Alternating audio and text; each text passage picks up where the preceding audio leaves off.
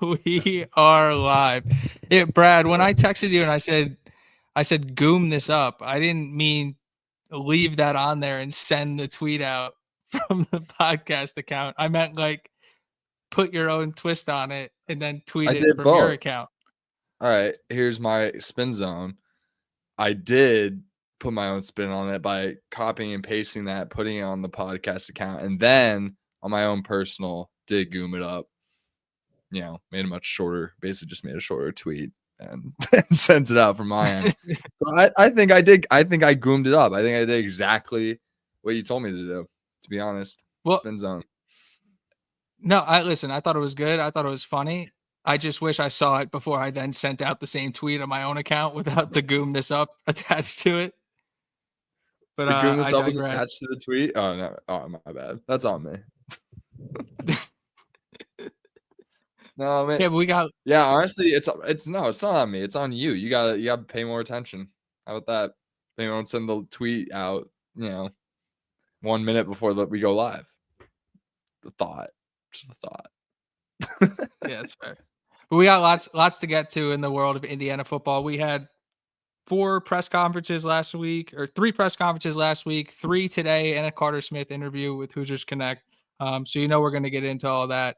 Do you got anything before we jump into the smoke, Brad? No, I got nothing. I'm just excited to kind of dive into all the news that has happened in the past week or so, whether that be hoops, whether that be football, whether that be maybe we talk some baseball, maybe a little bit. But yeah, hopefully, people are tuned in right now, and yeah, feel free to drop some comments along the way. Happy to, comment on those along the way as well. So don't forget to like and subscribe. I was gonna say, you know how we do it here. We're going to get into the spring pressers. Obviously, we're going to talk about basketball, the men's program, the women's program. Brad, you brought up talking about baseball. We'll do Brad on ball later in the show as well. But like I say, every week we cut our teeth doing Sigs Inside Indiana. Oh, Brad on bases. Yeah, kind of like that. We're workshopping it. But like I said, we cut our teeth doing Sigs Inside, an Indiana football podcast. We're going to be talking about Indiana football. So let's get into the smoke. First of all, shout out to the Daily Hoosier. Every time I listen to a press conference, I'm going to their YouTube page first. It's that they have it with clear audio. They have all the guys. You can hear the questions. You can hear the answers. So shout out to the Daily Hoosier. But we'll start with EJ Williams. In last week's round of pressers, we got EJ, we got Omar Cooper, and we got Tyreek Tucker. So the first thing they asked EJ, they asked him about his decision to come back and how that process went. And he said it actually started when he was on a visit to a different school, and he got a phone call from Sig. When was this? When was this visit? Was it, I imagine, after the year? Yeah, it was when the portal opened. But he said he didn't want to enter the portal initially, but Sig's rule with if you redshirt, you're not with the team. He kind of he had to do what was best for him. But when Sig called, he's like it was kind of like there was no decision. He was coming back. Love it. So I guess I have more questions about the less on the decision and more so on Signetti's rule, where if you're redshirting, you're away from the team. I guess that's probably for non-freshmen. Yeah, my guess would be if you're not 100% in, you're out, which is the way he's presented it the entire time. That's what he told us last year. And he told us those guys weren't going to be with the team anymore. But I mean, you could hear it throughout the press conference. They asked EJ, what was it like watching last year? And he was like, it was mixed emotions because those are his guys. He competed with them, went through summer with them. He's known a lot of them, whether they came in and he met them when they transferred in, but a lot of those guys had also been in the room. So he's pumped for his guys, but at the same time, it's gut wrenching when you're you wish you can contribute and be a part of that. And you're just on the sideline. Yeah, it was a weird situation because he had Miles Cross, he had obviously Surratt and Cooper were there, and Key and Miles Price were getting a lot of tick, and he was kind of the odd man out, especially when they were trying to mix in McCulley at the same time, and they ended up both opting to redshirt the year. I think that was a mutual discussion you have typically after the 4th game, and just kind of seeing where you're at. And then EJ opted to redshirt as a non. So it has to be a non-freshman rule. There's just no, because like Jaja Boyd was with the team all last year, right? And he redshirted. So yeah, that would be my guess. Is like they're not having the guys who they brought in knowing they're not playing year one. Those guys are probably like around the team, working out, practicing, things like that. Like I said, it's yeah, probably more of if yeah, you're looking at the transfer portal, it's like that's inherent, like it's a distraction. So like, yeah, that's the best thing for you to do personally, but the best thing for the football team is to, okay, like if you're over there, be over there. But if you're in, you're in. So be in. yeah. So I guess since he was technically in the portal, then he's away from the team. I don't know if it's like a red shirt only thing.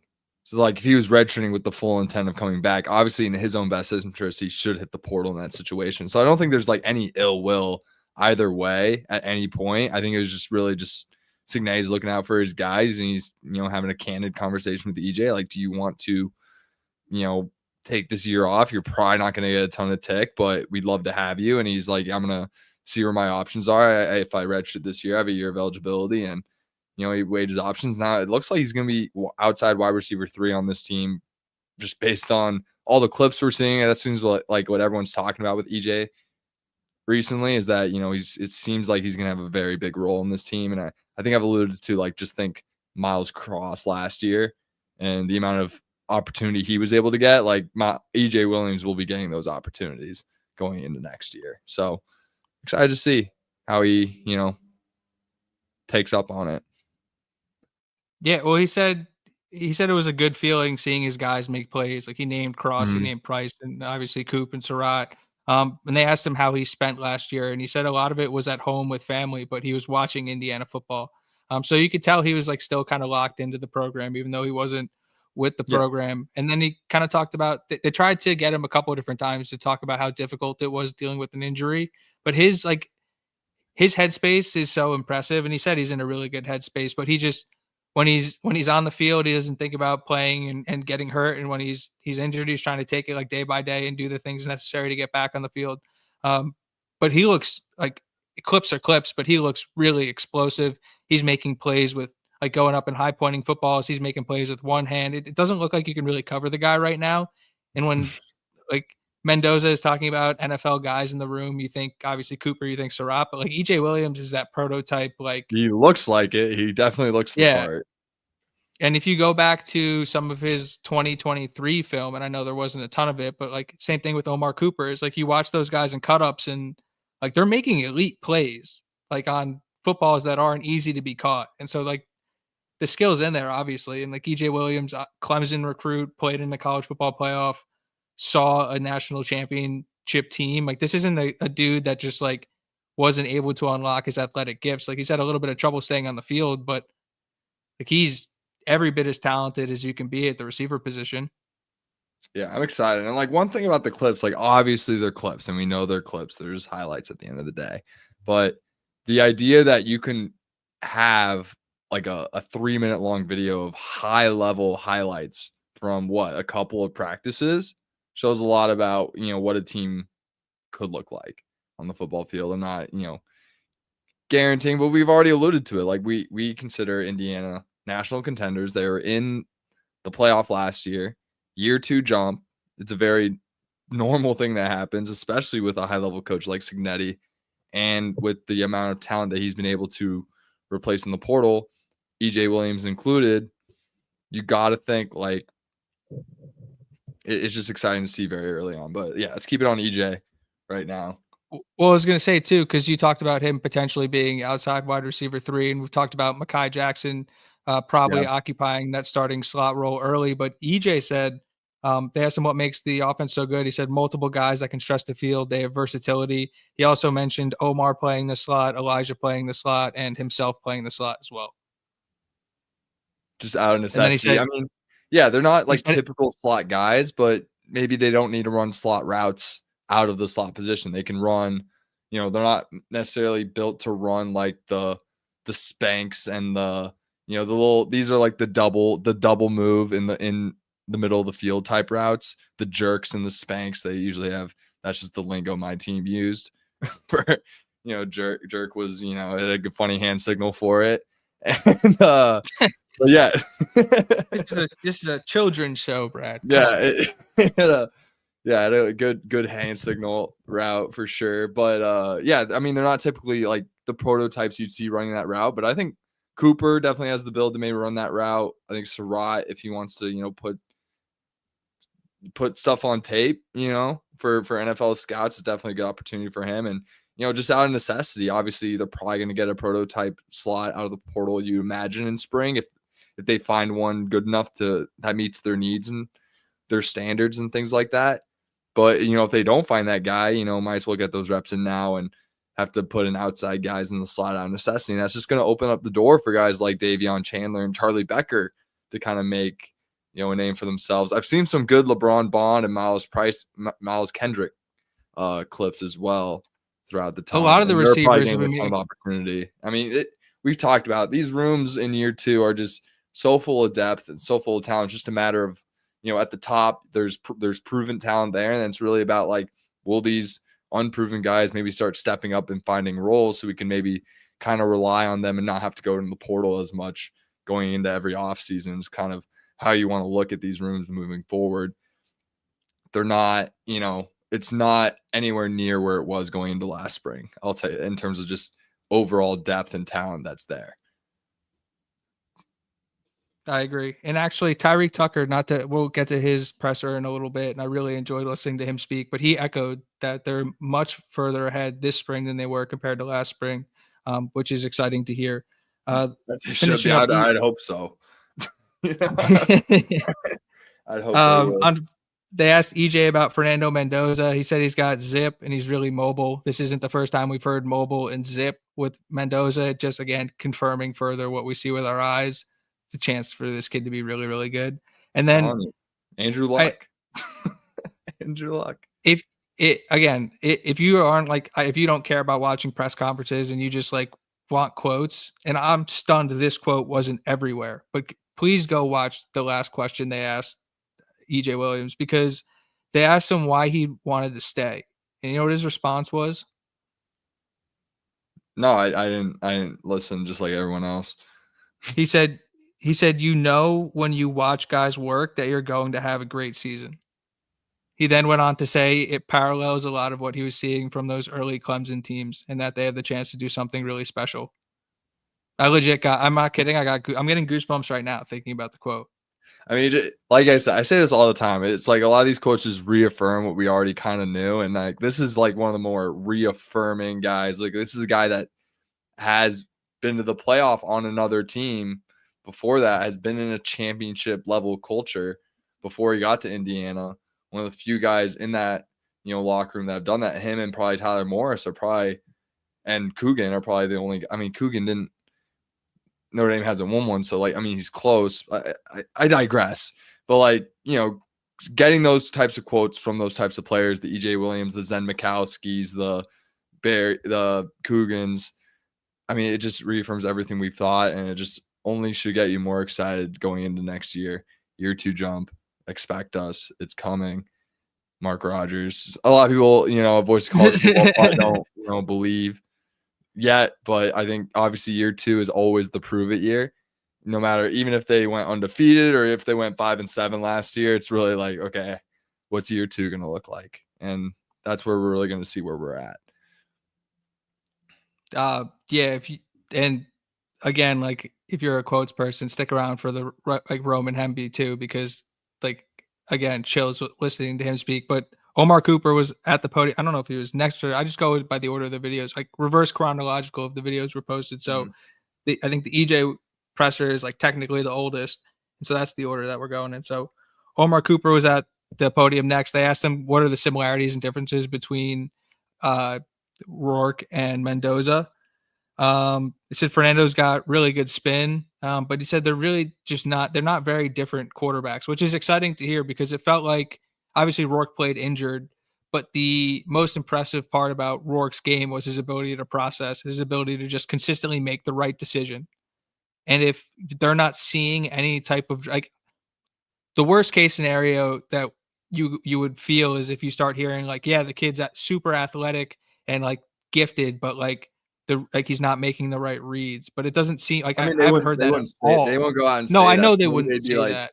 yeah, if they're not saying there's any difference, I see what you mean in terms of like we know Mendoza probably has overall better tools than Curtis Rourke does, whether you want to talk about specifically the mobility piece of it, but also, you know, the arm, the quick release, the arm strength. If that's up to par to where Rourke was, if not, and we might be even seeing a step up, and processing isn't an issue. I mean, the guy was a Yale, Cal like commit. Like, I don't think I know learning the playbook's gonna be an issue with this guy. It's just not. And obviously, he loves football like every guy on the roster. But I mean, just hearing those things early on, like, yeah, I'm probably the biggest Fernando Mendoza believer out there.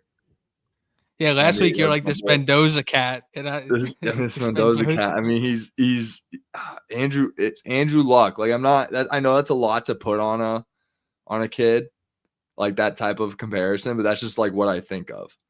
Like, it's super smart, comparison. like smart, cerebral, like same build, like 6'5", 230. Yeah, 6'5", 230. Like, they're Andrew Luck. Andrew Luck could move. Andrew Luck could move. Yeah, I mean, feel yeah, he might maybe Luck has like 15 pounds on him, but also consider the fact that Mendoza is, you know, he's probably a little faster, but you know, it's the same type of like when they throw the ball, it looks very similar. Like? Looks very similar. Tight arm rotation, quick release. Do you zip before we get the one we keep on hearing. Before we get back to Cooper's presser, do you think Mendoza would appreciate the Luck comp given Luck's Stanford ties, or do you think he would be offended you just compared him to a Stanford guy? Well, he's a Hoosier, so he shouldn't be offended anymore. But I get what you're saying. I think he'd take the comp. I mean, that's one of the best draft prospects of all time. So like the fact that am comparing him to Andrew Luck is kind of crazy on my end and probably a little out of pocket, but I'm on an Indiana podcast. So I'm just going to tell you what my eyes are telling me. And, you know, it just looks like Andrew Luck to me. Just the 6'5", mobile, can process things very quickly type player. Is he Andrew Luck? I don't know. I'm just telling you, he looks like him. It's very different. Like when you're out there on the field, like it just comes down to, are you a gamer or not? And Andrew Luck was one of the best gamers of all time, of gamers. Like, whether you want to go like Chiefs comeback in the playoffs when he was on the Colts, or he throws that pick against USC and he decks that kid and forces the fumble and gets the ball back. Like, I don't know what examples you need from Luck, but he's obviously like a folk hero. So like to compare Mendoza to him is crazy, but that's just what I see. And I mean, read the master of the eye test. Okay, just wanted to make sure that was there.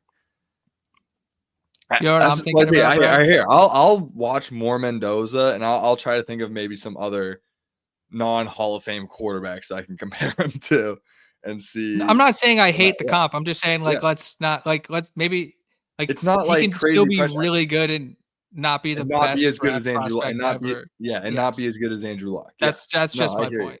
Yeah, I hear you. Yeah, I'm not, like I said, crazy comp in the sense where it's like kind of a lot of pressure to put on someone. But obviously, you know, I'm on a live show that probably has less than 500 subscribers, and I'm just you know, spitballing. I'm telling you what I'm seeing about Fernando, and I'm very excited about him. Period. Yeah, we're pumped about him. You know who else is pumped to have him throwing to him? Omar Cooper. Let's get back to his press conference. Who said they asked him what he's been trying to develop. He said everything, but he said specifically getting in and out of his routes, like at the top of routes. And he said understanding defensive schemes, so he doesn't have to think as much when he's out there. He could just play free. So just unlocking another part of his game. So it's like maybe some of the things where we're like, speed maybe wasn't the best aspect of an Omar Cooper's game. It could be that he was processing and he wasn't able to play as free in another year in the system. Maybe he doesn't even need to physically get significantly faster, but his play speed, because he knows what he's doing and understands how they're going to try to defend him, is going to naturally get faster. So I think it's only natural to to expect at least a little progression. So it's cool to hear a lot of these guys talk about, especially the ones that are at such a high level, what they're refining. So it's not so much like technique based or how to run this, but it's what are they doing to try and stop me and how do I beat that? Yeah. No, I think we've even quoted him as saying that he worked on his speed in the offseason, or maybe that was Surratt himself, but maybe he alluded that him and Omar were specifically like getting their speed up and stuff like that, which we probably made a joke about the Notre Dame game and things like that. But that makes sense. Like getting separation on top of routes, like that's exactly what happened in the Notre Dame game. Getting that, because at the receiver position, like I've played the position, so I can kind of speak to it a little better than a lot of other positions. Like, yeah, speed kills. Obviously, you see your Tyreeks of the world and stuff like that. But what makes Tyreek better than, obviously he has the 4.2 speed, but with receivers, it's all about acceleration. It's all about changing speed at the top of the routes, getting that separation at the last moment when you need it, when the ball's in the air, that type of stuff. And obviously Tyreek having 4.21 speed, he's able to kind of run at 4.4 and then go 4.2 like that. And that's what makes him tough to guard. It's not the fact that he can run a 4.2. It's the fact that he can go from 4.4 to 4.2 very easily because he's so fast. And I think that's an important point to make. And that's why, that's what Omar Cooper's working on. And that's what Surratt needs to get better on. And yeah, it's really all about technique at the end of the day.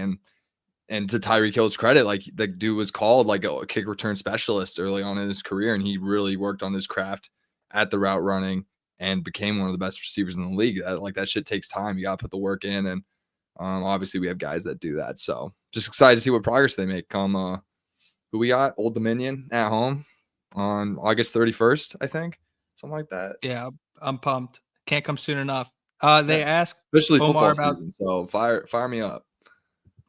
They asked Omar about the Tyler Morris injury. They asked him. Sig in the chat wants to know what your 40 time was. Oh yeah, you want well, I played high school. I was not a Division I recruit. I ran a clocked 4.87 my junior year of high school. So yeah, I can go from 5.1 to 4.8. Real nice. You don't want to see that gazelle in the open field. I got 6'2" length, so it wasn't like speed wasn't the biggest part of my game. Possession guy. Yeah, it's a possession receiver. Yeah, White Lightning. Hey, that was a nickname. I got. White Lightning. Heard that one before. Luminator, White Lightning, Ranchy Moss, whatever you want to call me. I've heard them. Ranchy Moss is low-key one of my favorites. That one was that is insane. to some receivers with actual speed. They asked him what freshman LeBron Bond and Miles Kendrick can add to the team. He said they can add a lot. They're getting through their bumps and bruises, obviously, as freshmen, but they've been doing well. They've been looking good. They asked him how the transfers are acclimating. He said Makai's doing really well. He's still learning the offense, but obviously they're grinding. Again, they asked him what makes the offense so good. And then he said it's the scheme. The coaches watch a lot of film and they put their guys in a position to succeed. And they have a lot of playmakers. And it's like he didn't say this specifically, but what the appearances of the three running backs at the presser today tells me is that, like, I know last year it was a very strict like 2-back rotation. We're going to see all three of those guys this year.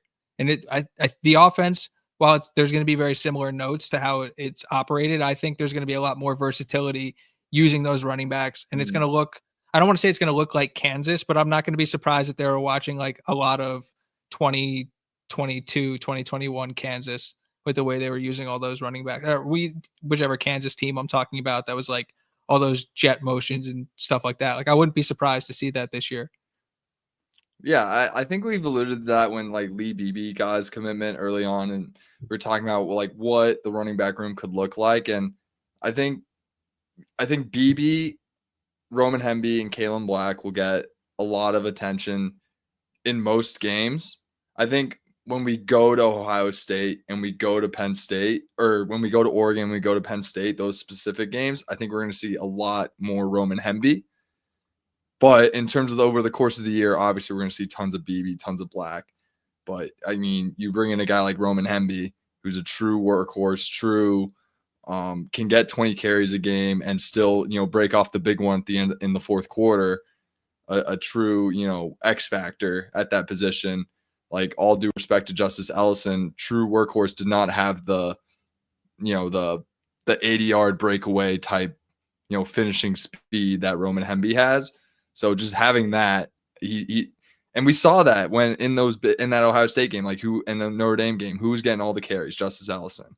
I think it's going to be the same type of feel with Roman Hemby in terms of his role specifically. But I agree. I think it's going to be a lot more BB and Black as opposed to just Lawton like it was last year in terms of giving the workhorse some relief throughout the course of the year. That's Coach Justice Ellison to you. Yeah, Coach Justice Ellison. He's probably a great coach, and he'll probably tell you, like, he's probably telling Roman Hemby, like, you got a little bit more, kick in you than I do. So, make sure you're finishing those runs in practice and stuff like that. He's probably, doing a great job. Do we have a nickname? Juice, right? Juice, Coach Juice. Yeah, Coach Juice. Yeah, I think all three running backs talked about him, but we'll get to them in a second.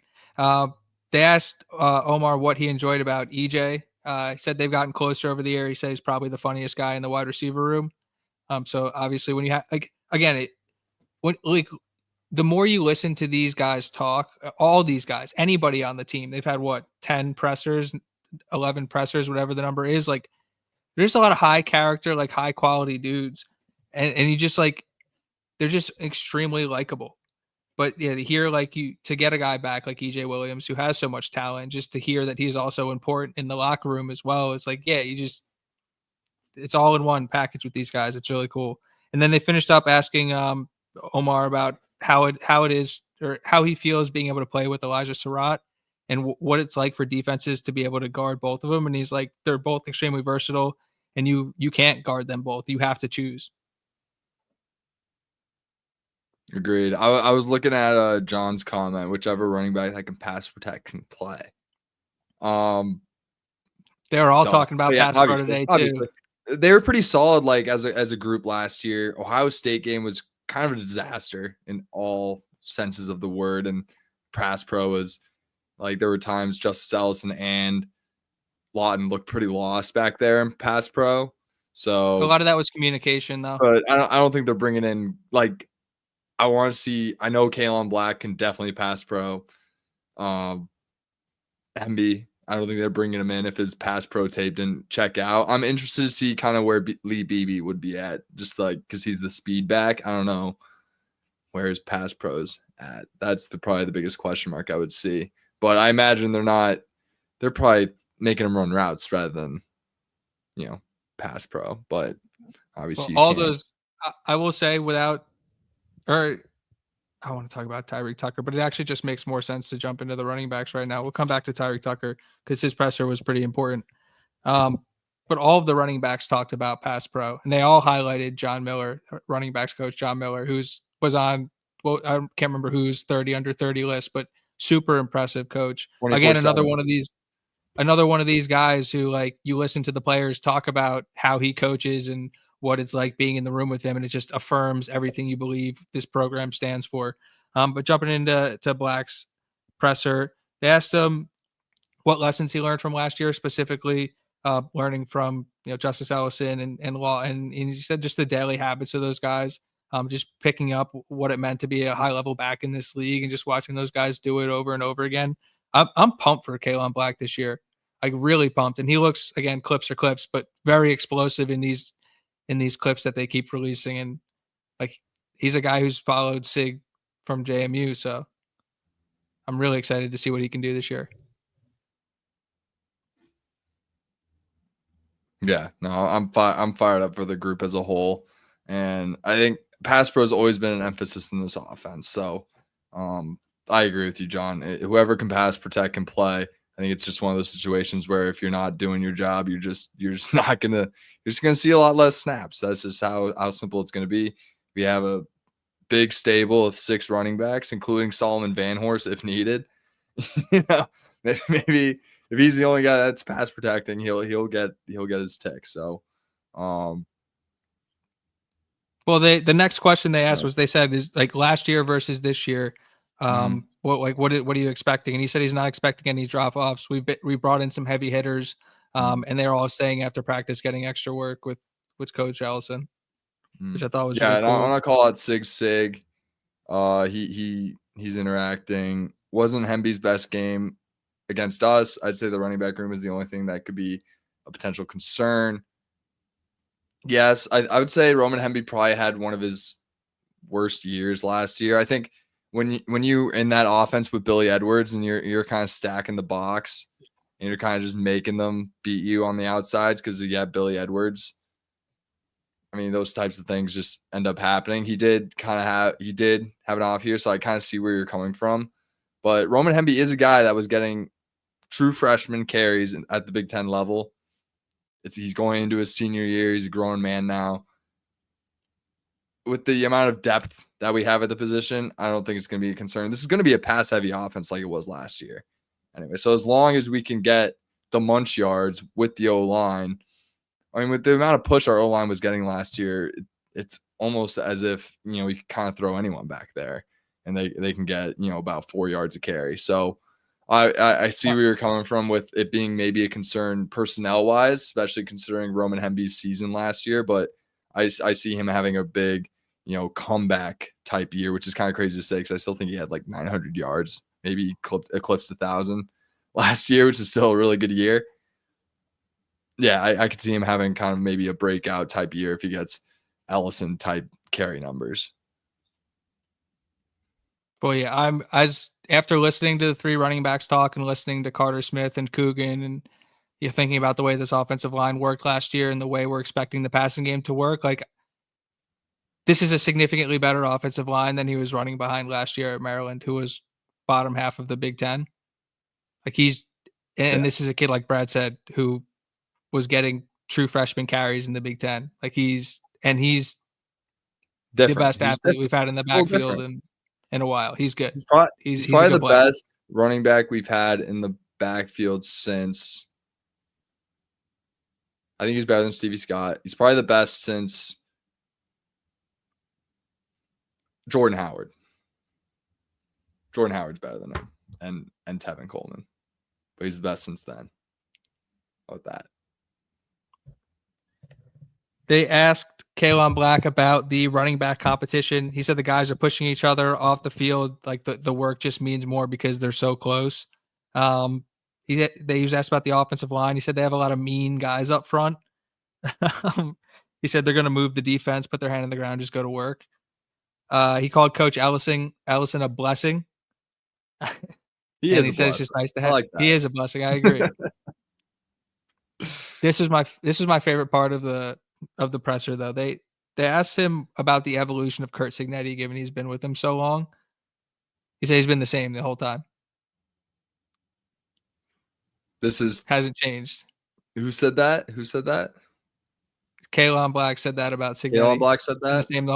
Been the same the whole time. Same guy. Okay. At least with them. Maybe he's been a little outward media-wise, but he's probably that way around them. So whatever he says in the media probably isn't too. It's funny because like they'll like call him crazy, but he's literally telling his team the exact same things that he's saying live on national television or whatever during these interviews. And yeah, it's just funny because obviously they're not surprised by any of the stuff he's saying. It's not like everyone's saying they're putting a target on their backs. And it's like, I mean, this is how we've been practicing all year. So like what I'm glad there's a target on her back. Like that's kind of cool. I don't know how they think about it, but it's just obviously they're clearly not surprised by anything Cignetti says at all. And Sig likes my Andrew Luck, or he said my Andrew Luck takes. I'm not saying he is Andrew Luck. I'm saying he looks like Andrew Luck when he throws. I think it's important to differentiate that, but carry on. What else? Saying he reminds you of Andrew Luck insinuates that you're. I want to get away from that though. They asked him about being a leader. He said he wants to lead by. Will he go 1 overall? I don't know, but he reminds me of Andrew Luck. What do you want me to say? He said he wants to lead by example, but also I think this part was pretty cool. He said he wanted to give the transfers a chance to learn the system. And so just being somebody who can ask questions and like provide information, but Mhm. also giving them the space because like Lee Beebe and Roman Hemby aren't freshmen. Like Hemby's I think a redshirt senior, right? And Beebe is a redshirt junior or something like that. I don't know. We'll have to BB get stat is corrected I on that. should But I should they're know older I should guys. know these things. I They're should know not these they're things. not freshmen. So it's like having that understanding that you don't necessarily have to teach them about college football, but more so just teach them about the offense too is definitely helps the vibes in that room. They asked him specifically about his goals. He said obviously to get better, to get his teammates better, but I thought this one was interesting too. He said he wants to leave a mark. Does that And mean that's like something on the that other opponent's face mask or like on the or like a mark program in history? on the Okay. program. And we'll get back to Tyreek Tucker's presser in a second, but he was saying a lot of the same things too. It was like really cool listening to him speak. But um on the new guys coming in, he said that they bring in a lot of grit, determination, they're strong, like physically.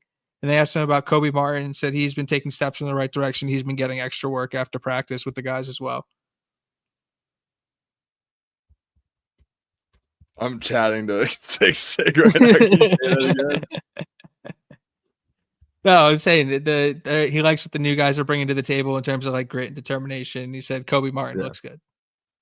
Love that. Love that. Year two, he's picking it up, you know? He's picking it up. Kobe Martin, Lee another Beebe, another Signetti guy, you know, building block, a guy we want to see succeed. It matters for the success of the program well, in I the guess future. they're all Signetti guys now, I technically, mean, but I he's think slotted. Kobe I mean, Martin. Kobe Martin's slotted to be the starter next year, just based. I guess if Lee Beebe's a junior, he'd be the starter. But you Speaking of know what Lee I mean. Beebe, Oh yeah. yeah, What's up? they asked him why IU. He said the people, the atmosphere, Coach Miller specifically. He began his career as Mm. a wide receiver, moved to running back. He was a walk on. Um, so they asked him what like were the coaching points that like both Indiana thought he should improve on and himself, and he said both sides said that he needed to improve on his blocking. And then he said not that he thought he was a bad blocker, but he definitely needed to improve on it. So again, John bringing up the blocking, like it's on. That's all these guys are thinking of is pass pro. So it feels like there's like full alignment between from the players to the coaches to the fan base. Like everybody wants pass pro, so I love that. They Wait, asked so him is about his John in portal. the chat John Miller? It could be John Miller in the chat.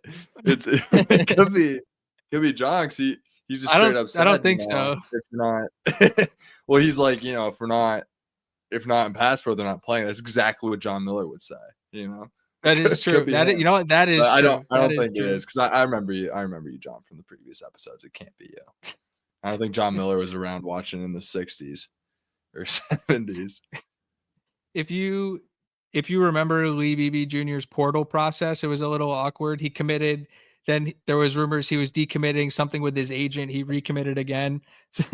So they asked him actually a couple times trying to pry out kind of what happened. So like, what was your portal process like? And he was like, yeah, it was really cool. Like I got a lot of exposure I didn't get in high school. That was it. It's kind That's of all fun he for said. these guys, you know. They get their kind of time in the sun for a little bit, and um, you know, they get their moment to kind of, you know, field all these different offers, which they probably. It is the beauty of the transfer portal. Like it is a pro student athlete rule, a lot like the NIL, and it gives these kids a lot of opportunities that they wouldn't have gotten before. And he's going to have a lot more exposure in the Big Ten, potentially playing. He's lined to be the starting running back at Indiana next year, a team that's been to the playoff last year. Like that's never been something that he was basically everyone told him he couldn't do that 3 years ago. And now he has that opportunity. And that's just one of the beautiful things. You know, like a kid, like a local point guard who from LA who was forced to go to Albuquerque, New Mexico, going back home to UCLA. It's like it's just a beautiful thing. And it's nothing to hate on. I made that illusion I the don't last think episode. I don't think that I know you this is your second Donovan Dent mention in 2 weeks. I don't think your audience lies here though, Brad. I Like the know, I audience, know. It's they are funny. gonna wanna know what Lee Beebe thinks about adjusting to the Big Ten. And he said Mhm. he wanted to well, he said like initially his thought was improve his game speed, but he says he's been adjusting well to it. Um, they also said like they asked him like what were his impressions about the Indiana program, and he said that the coaches just want you to get better. They'll do whatever it takes to make you better. And again, like he's not the only guy who's echoed that like everybody in the building from a coaching perspective wants what's best for their student athletes. If you're in the room, you're in the room for a reason. And when you're there, we're going to work and we're all going to work to make everybody better. So it's like, for if you're, whether you've been there for 5 years, whether you showed up yesterday out of the transfer portal, like if you're in the room, you're in the room and you're in the family. So it's really cool to hear like this consistent theme keep popping up with these guys. 100%. They asked him about his journey. He said it was fun. It's been an amazing process, and it's proof of his hard work and dedication. And he said it's proof that he can do it. Hearing somebody speak that confidently, using like blanket statements like that, like I can do it, like seems silly, but just like belief is everything, and that's the first thing. And if you don't have personal belief, you can't. Like, I mean, it's the first it's not step in happening. anything. So It's anything. Who's gonna believe in you if you don't believe in yourself? You know, it's just life 101, really. It's a goomism, really. Is the goom rules of life. You know, gotta believe rules in of life.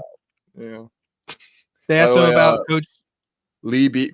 quick note on Lee Beebe has played Power 5 opponent before last year, played at Arkansas, 12 carries, 43 yards, 4 catches, 49 yards. So get the boy in space. He knows what to do with it. Obviously, he had the UAB O-line against Arkansas, so maybe it's getting stuffed a little bit. So honestly, I kind of appreciate the 12 for 43. Not the worst. It's not a bad line. Not the worst stat line I've ever heard. It's better than 3 yards a carry, so it's not too bad. And he comes in bigger than what I thought, you know, looking at him on tape. He comes in listed 5'10", 220. I mean, the skills, This is a guy. like the measurables for pass pro are there for him. So it's not like he's some, you know, 205-pound speed back. Like he has speed, but you know, there's that 220. He's plenty of girth to put some, you know, lay some wood on a linebacker that's blitzing up the middle. So just got to teach him. Absolutely. They asked him about Coach Juice. He said he loves Juice. He asks him a lot of questions. They're able to get extra work after practice. And he says he just knows a lot about the game. So having the ability to pick his brain is just extremely like beneficial to him. Mm. They asked him what separates him from other running backs. They didn't specifically say like in the room, but they said from other running backs. He said his hands. Again, background as a receiver. So you expect that to be a really good part of his game. Yeah, we've mentioned like third down back type, like third and long type role for a guy like Lee Beebe. Find him in the flat, wide open. He can maybe scat his way for a 10-yard gain in space.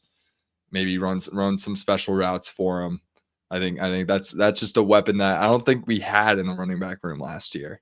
Was really getting these guys maybe catches behind the line of scrimmage, but you didn't really see much going on for the running backs in the pass game downfield past the line of scrimmage. So it'll be interesting to see if we can add a new dynamic with him in our offense next year.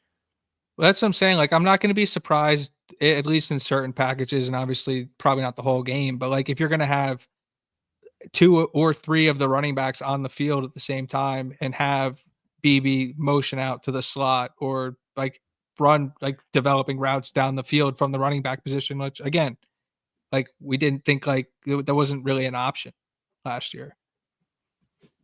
Love it. John says BB's arms look like 2 legs hanging from his shoulders. I know. I watching it on film, I didn't see it until I saw a few clips and like on the social media team, and yeah, he's a lot bigger than I was expecting coming in. So I think that's great to see, and we might have already, you know, one less portal spot to fill in, you know, next year with him being a redshirt junior this year. So I think just seeing his development over the course of this year will be very important to the long-term success of this team, not just this year. No, they I had the dogs just sprinting around the room. So every time I have a thought, no, you're good. I'm a dog. I'm sorry. Let the dogs out. They asked. Oh, I was gonna say for Lee Beebe, this is a guy who was clocked at 21 or at just over 21 miles an hour on field this year in pads, like in a game. Like this is a dude who's got legit wheels too. They asked him what his backup plan was if he didn't get the walk-on spot at UAB, and he said he didn't have one. No, I won't. Sig. I'm not that ridiculous. Come on. But no backup plan for Lee Beebe Jr. He was just either walking on at UAB or that was it. There was no other plan. God, I'm trying to think of some other like 6'5" stallion so I can get Sig off my back about the Andrew Luck there, which I'm gonna stand by, but I'm just You're this the too caught throwing up motion in. for me. We're talking about Lee Beebe. Can you okay? focus Lee on Beebe. All right. All right. I might deserve this, this banter, honestly. So let's continue with No, Lee I think Beebe, you do. who has the strength of Arnold Schwarzenegger, by the way. I might add. The strongest guy in the world, actually. Yeah, he's I mean, if there's any guy that can pass pro, it's him. I mean, I've seen him bench 500 pounds myself. Seen it. Then on Kalon Black, he praised his leadership. Yeah, about I mean, he's the guy. It seems like he's the vocal, like in spring at least, he's the one getting them jacked up before practice, which I believe was already his role on last year's team in a good sense. Like I think he was a big vocal leader, being one of those 13 JMU guys that came in to kind of set the tone, and he's just continuing, stepping up, knowing that he has to continue being a vocal leader, being one of the few, making sure he's leaving his mark. And I think that's kind of where he wants to leave his mark, is in that sense, more so than any sort of, obviously he wants tutties and production on the field. But from what I understand about Kalon Black and from what Sig said about him, how Kalon Black sounds in press conferences, like that's the type of stuff that he cares about very deeply. And yeah, I'm glad he's stepping up, and guys respect it and they're soaking it in, and hopefully they can just follow suit, like we said before, like continue these things forward like Clemson did when they built their whole thing up. Yeah, and I actually am a little upset that I forgot to mention Kalon firing up the boys at the beginning of practice, but that was awesome. And because you think of like the size, he's like what, 5'8", 5'9", like he's built solidly and like looks great for the running back position. But you think about like the monsters they have on the offensive line and some of the bigger guys in that team, and it's Kalon Black barking at those dudes, getting them where they need to be. And so it's really cool. It's like he's like, and they respect it too. It's not like he's like, it's all earned. And so it's really important to have guys like that on your football team. And then to finish up the running back room, Roman Hemby met with the press. We'll get to his final quote, but he talked about IU's offense versus Maryland's offense. He actually said the systems were pretty similar. He said but this was awesome. He said that the biggest difference was that the guys are gritty and guys do things the right way. Oh my God. He just blasted them. That's awesome. If that wasn't the direct quote, that's like a word. You can have Miles that. Rice. I'll take Roman Hemby. Thank you. Good trade. Pleasure doing business with you. We're gonna get to this in a little bit, but they got Garzon too, so I don't know if it was, whatever. Whatever. They asked him about his portal process, and he said he was in the portal for about a week and a half. He went on his visit to Indiana and fell in love, and that was it. And I thought when he said that, I was like, God, just like me. Like I went on my visit and that was it. It's game over. Yeah. I was going to Indiana. So yeah, that's how I went too. And I'm from California. I was like, man, this place is awesome. It's like spring. It was like 60 degrees out. It was perfect. Exactly how you'd picture Bloomington on like a perfect spring day was what it was. I think it was even a little overcast, and I still liked it. I went for a football game, and at 11:45 or whatever the kick time was, I start walking towards the stadium, and everybody's going the other way. It's like, where's everybody going? Back to sleep. We've come a long way, fellas. We've come a long way. I'm no innocent myself. I've snuck early to the bars as well. As much as I love ball, those Richard Lego teams were really tough to watch. I'm not gonna lie. He said, they asked him what he remembered about playing Indiana. He talked about the Big Ten being the best conference. So like there's no easy games in the Big Ten, but he said in the past, it was obviously a little bit easier to play against Indiana than it was matching up against them this year. But then from afar, just seeing the success of the running backs, seeing the success of the program, and like putting himself in that position mentally, feeling like he can make an impact too. They asked him specifically about the matchup last year, and he said it was very tough. Indiana's defense was very well rounded. And if you remember, yes, it was probably his best performance of the year. But if a referee isn't standing in the box making a lead block for Robin Hemby, he probably doesn't score that long touchdown either. So, forgot about that. I forgot that ref set a screen on D'Angelo Pons to. No, it wasn't a screen. It was a lead block, and it was perfectly executed. Yeah. 12, the ref pulled and was able to take out the corner. It was great design, and people don't give Loxley enough credit for that play. But you gotta use the umpire to your advantage. Is what offensive coordinators do you consider more these days? They asked him what the difference in the IU program was. He said it's very different. The progression, the changes they made. He knew it meant last year it was going to be a really tough game. And then he said specifically on the atmosphere, he said what stuck out to him was it was like he said nobody left and it was raining. He's like, it was cold. It was a miserable day and the fans were there the entire time. Sick. Love he said, he said, he said, culture. I remember when we were on the podcast last year trying to beg kids to go to the game because we knew we had a little bit of a Bloomington listening. And I remember we were just pleading at these kids to start going, especially after watching the Western Illinois game. It's just like, this team's we had a feeling that this team was just on the verge of something really special, and they proved us right, and now it's just expected at this point, which is really good to see going into year 2, where maybe if we go 8-4, 7-5, that's not maybe the case, but we have that now, and that's only going to be used to our advantage in the long term, as we have, we'll go over the schedule later, but we have a big home game early in the year that will probably set the tone for the whole year. And we'll go over that later.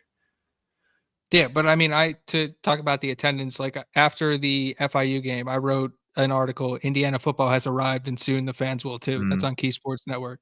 And it literally just talked about just keep showing that week after week, and just eventually, it's not going to take very long, but people are going to start noticing. And it was week 4, week 5 was when it really kind of picked up and they sold out everything from there.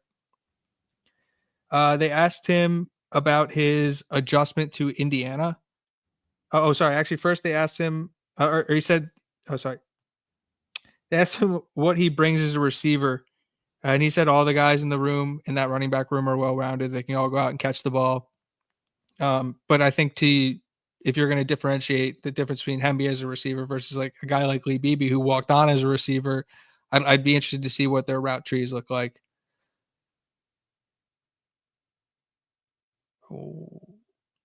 I don't. Looking at Sig's question in the chat, what percentage of the stands will we filled the first 3 games? First 3 games? It's hard for me to imagine it's going to be sold out. Not going to. I think we're going to sell out the Illinois game, Big Ten opener. First 3 games. Well, it's actually, you know what? Hold on, Brad. Hold that thought. Should I set a goal or what I think is going to happen? I want you to sit on the question, and we'll get to it when we talk about the schedule. So I want to get through these pressers. All right, we'll save your question, Sig. Well, I'm gonna stew on it a little bit. They asked him they asked Hemby about his adjustment to Indiana. He said both programs are good, but Indiana's culture is what sets it apart. Again, he also said he's been playing football since 4 years old, so it's what he does. And then this was the most, for me, this was the biggest takeaway, and the reason why, again, like I said, the EJ quote, why I tweeted Robin Hemby's presser out today too. He said, you know what a program stands for when you have to face them. They went on to say their morals, their standards, their close-knit brotherhood, the way the coaches believe in their players. He said he could feel that from the outside. And then just being a part of that and just reaffirming everything he felt from the outside is just how do you, again, chills for the EJ quote, chills for this quote. How do you just not get excited when these are the things being said about your football team? Yeah, like John said earlier, first comment of the show, it's really exciting going into a season when a national title is, you got a shot. This team has a shot. I don't want Like, obviously, I might be, hyping up Fernando Mendoza a little too much. I think he's going to be for sure an upgrade over Curtis Rourke. I think this team's going to take a step up in a lot of other rooms as well. National title is not ruled out. We might be, obviously, I've mentioned before, being a few years away. You got to stack years to eventually get there. I mean, chips may fall where they may. It's obviously going to come down to how actually good Mendoza is. But I mean, I'm expecting to be back in the playoff next year, or this upcoming year, is all I'm gonna say. No, me too. And the guys in the room are too. And jumping to Tyree Tucker's press conference. This was really the first time I'd heard him speak. I know he flashed a little bit at times last year, but obviously given the guys they had specifically on the defensive line, you probably weren't going to get a presser from him. But now, given the fact that his role is probably increased this year, we're going to hear from him more. They asked him what he felt like he learned from James Carpenter. He said, talked about being a leader, leading by example. And he really talked about how he and CJ set the standard. You're talking about James Carpenter, who is an awesome college player, maximizing all of his physical gifts and being the best version of himself, regardless of like he wasn't going to be a first, second, third round pick, right? Versus then you have a guy like CJ West, who's going to be a day 2 pick and be disappointed if he doesn't get drafted. And to sort of be able to learn and watch both of those guys work has to be extremely beneficial for a guy like Tyree Tucker. Yeah, I mean, he was a PFF grade darling last year as our backup nose. I have him slotted in to start over Dominique Radcliffe, where a lot of people have. Obviously, with D-line, it's all about playable depth. You need a true two deep, and they're all going to get a similar amount of snaps. So it's important to just have that 2 deep specifically at that position. So, like, at the end of the day, a starter doesn't matter. But I think Tyree Tucker is going to be a big-time piece for this team. He made a lot of plays. He had that tip ball in that try 5, get 6 play against Washington. People forget Tyree Tucker made that play. He hit Will Rogers and made that ball go right to D'Angelo Pons. And he's a true playmaker, makes things happen. There's a reason why he has that high PFF grade. I'm expecting a big jump from him. Another JMU guy that should be stepping up. They asked him about his confidence level going into this year. He said, I know I can do it in the Big Ten. Again, another guy speaking confidently. And he went on to talk about what is he looking to improve. He talked about the offseason being craft season with him and Mikal Kamara. They'd go and work and trusting the process. They asked him what it like the transfers and what they're bringing to the table. He said night and day from last year. He said he feels like we have it in the room. Talked about Jose Wheeler and Ratcliffe and Mario Landino. He also mentioned night and day. That's the quote. Wow.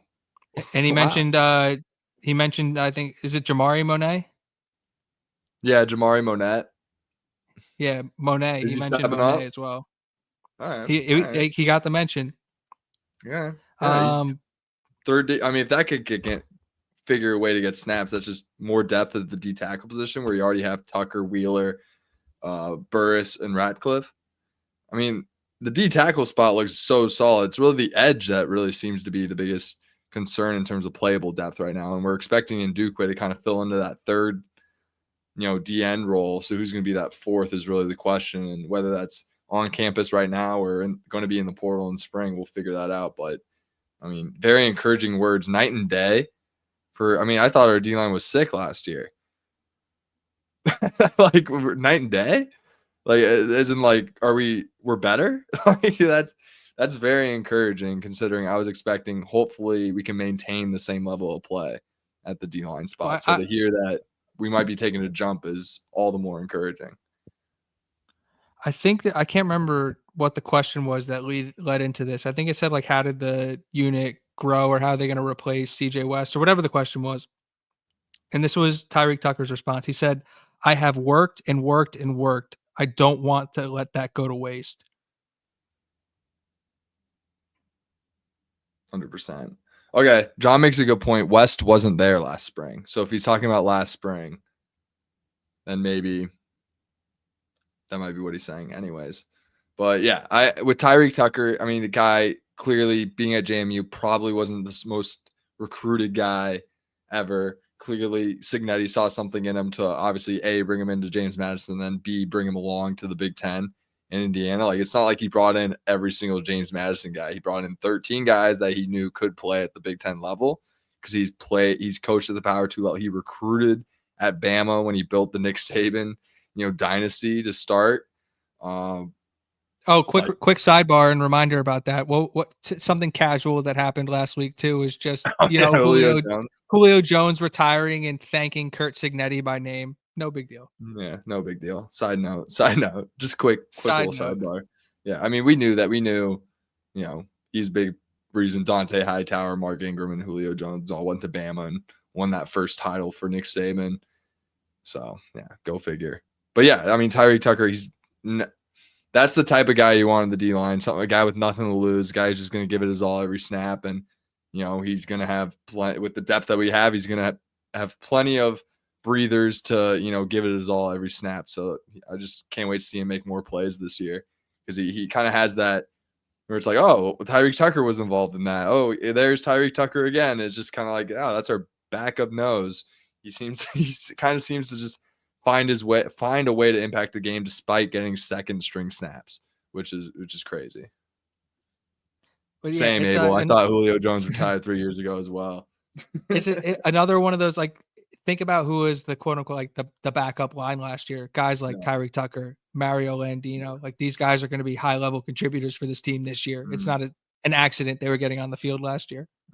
100%. And then just to kind of close up on the smoke, I don't want to talk about the whole interview because Carter Smith was on the player's perspective. It's now being hosted by Sydney Parrish because shout out to Mackenzie Holmes. She's now Mackenzie Holmes is going to Seattle to go play in the W, which is huge. So Sid's taking over as the host for the player's perspective. Her first pod was Carter Smith. Just a couple of things that came from Carter Smith. He said in high school he played volleyball, and I think as a freshman he also played hockey. So like, I'm like trying to picture like being like a freshman hockey player and you just look up and there's Carter Smith coming down the ice. Like, and I asked Brad before the show, how many organic Ocean Township mentions are there going to be on the show tonight? He said over under 1.5. Here comes one of them. We had an offensive lineman at Ocean when I was in high school who played hockey, and he was just an enforcer out there, and watching him on the ice compared to everybody else who was out there and just like go run people over was hilarious.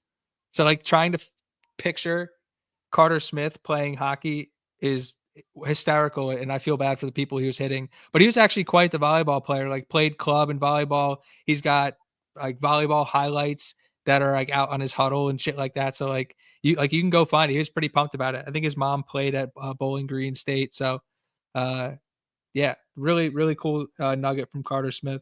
Yeah, at 6'5", 6'6", he gives the typical middle blocker build, is what I would say. Oh, he said he played outside. Outside hitter? What a freak. Oh my God. There's no way he was, well, he probably wasn't quite 250 plus. I don't understand. Maybe I missed. Outside hitters are like 6'4" and like string beans, man.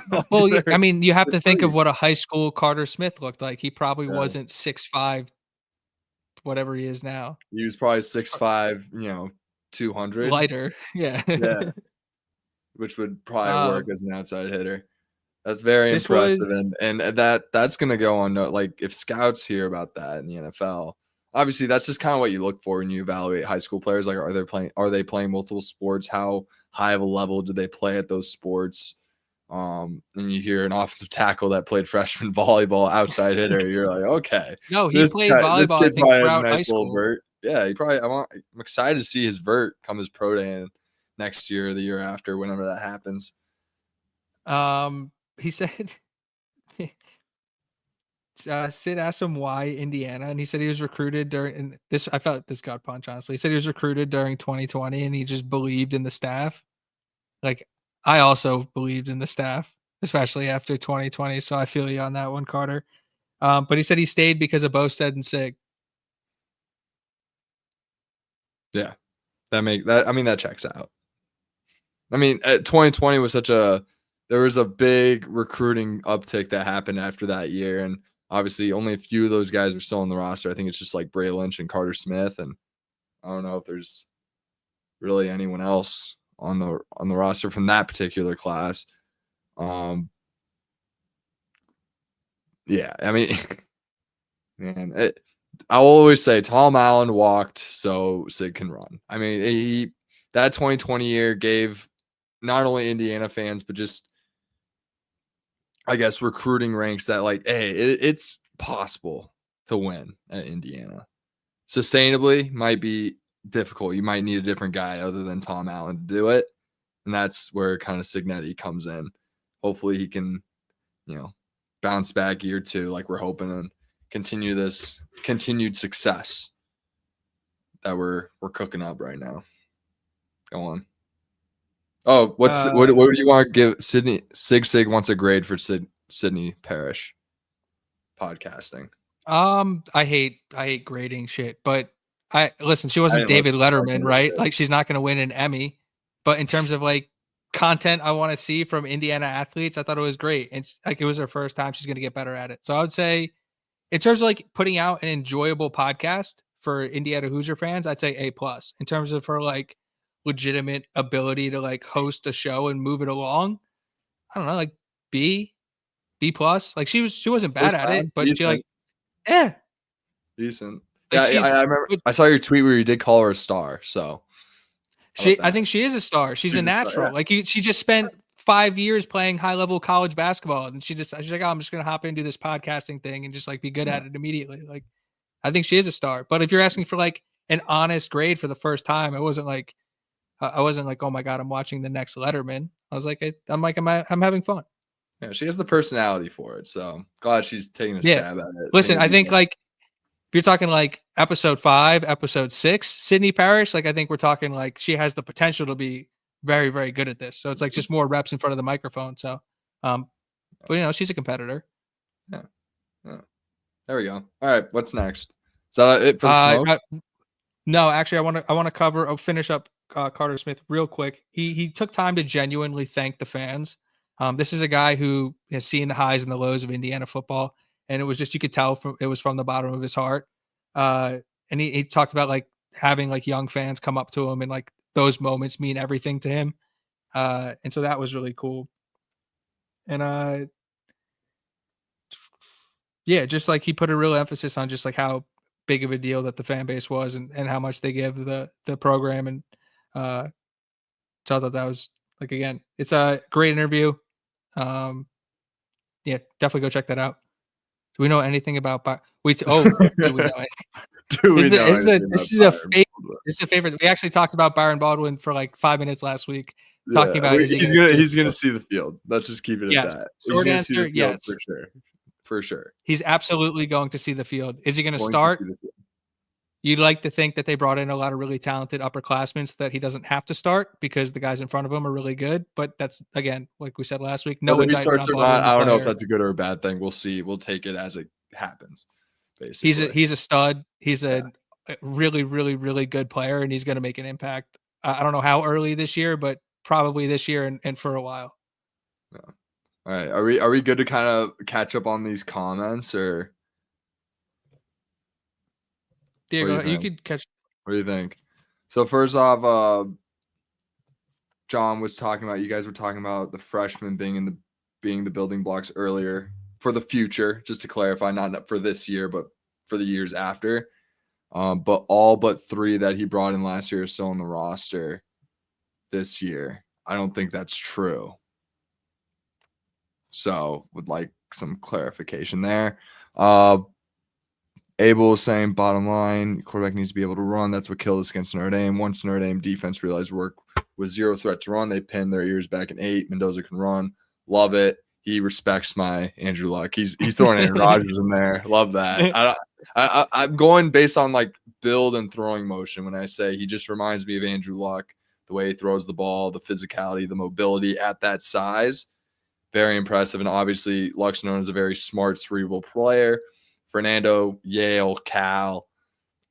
The kid's smart, loves football. I see the same similarities from a cerebral standpoint too. And then, and Byron Baldwin's going to see the field. Yeah, all right. It looks like we're all caught up. Sig, Philistine, Kosin, Chair. Oh yeah. So Philistine hit the portal, which is fine.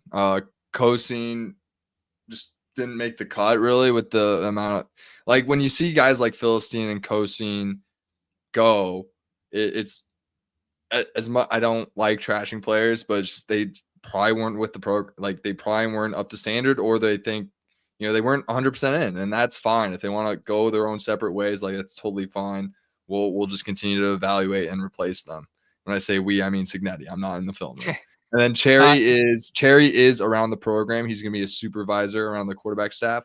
They're not using up a roster spot on him, so he's going to basically get a double red shirt. He's going to come in as a red shirt freshman next year, which is exciting.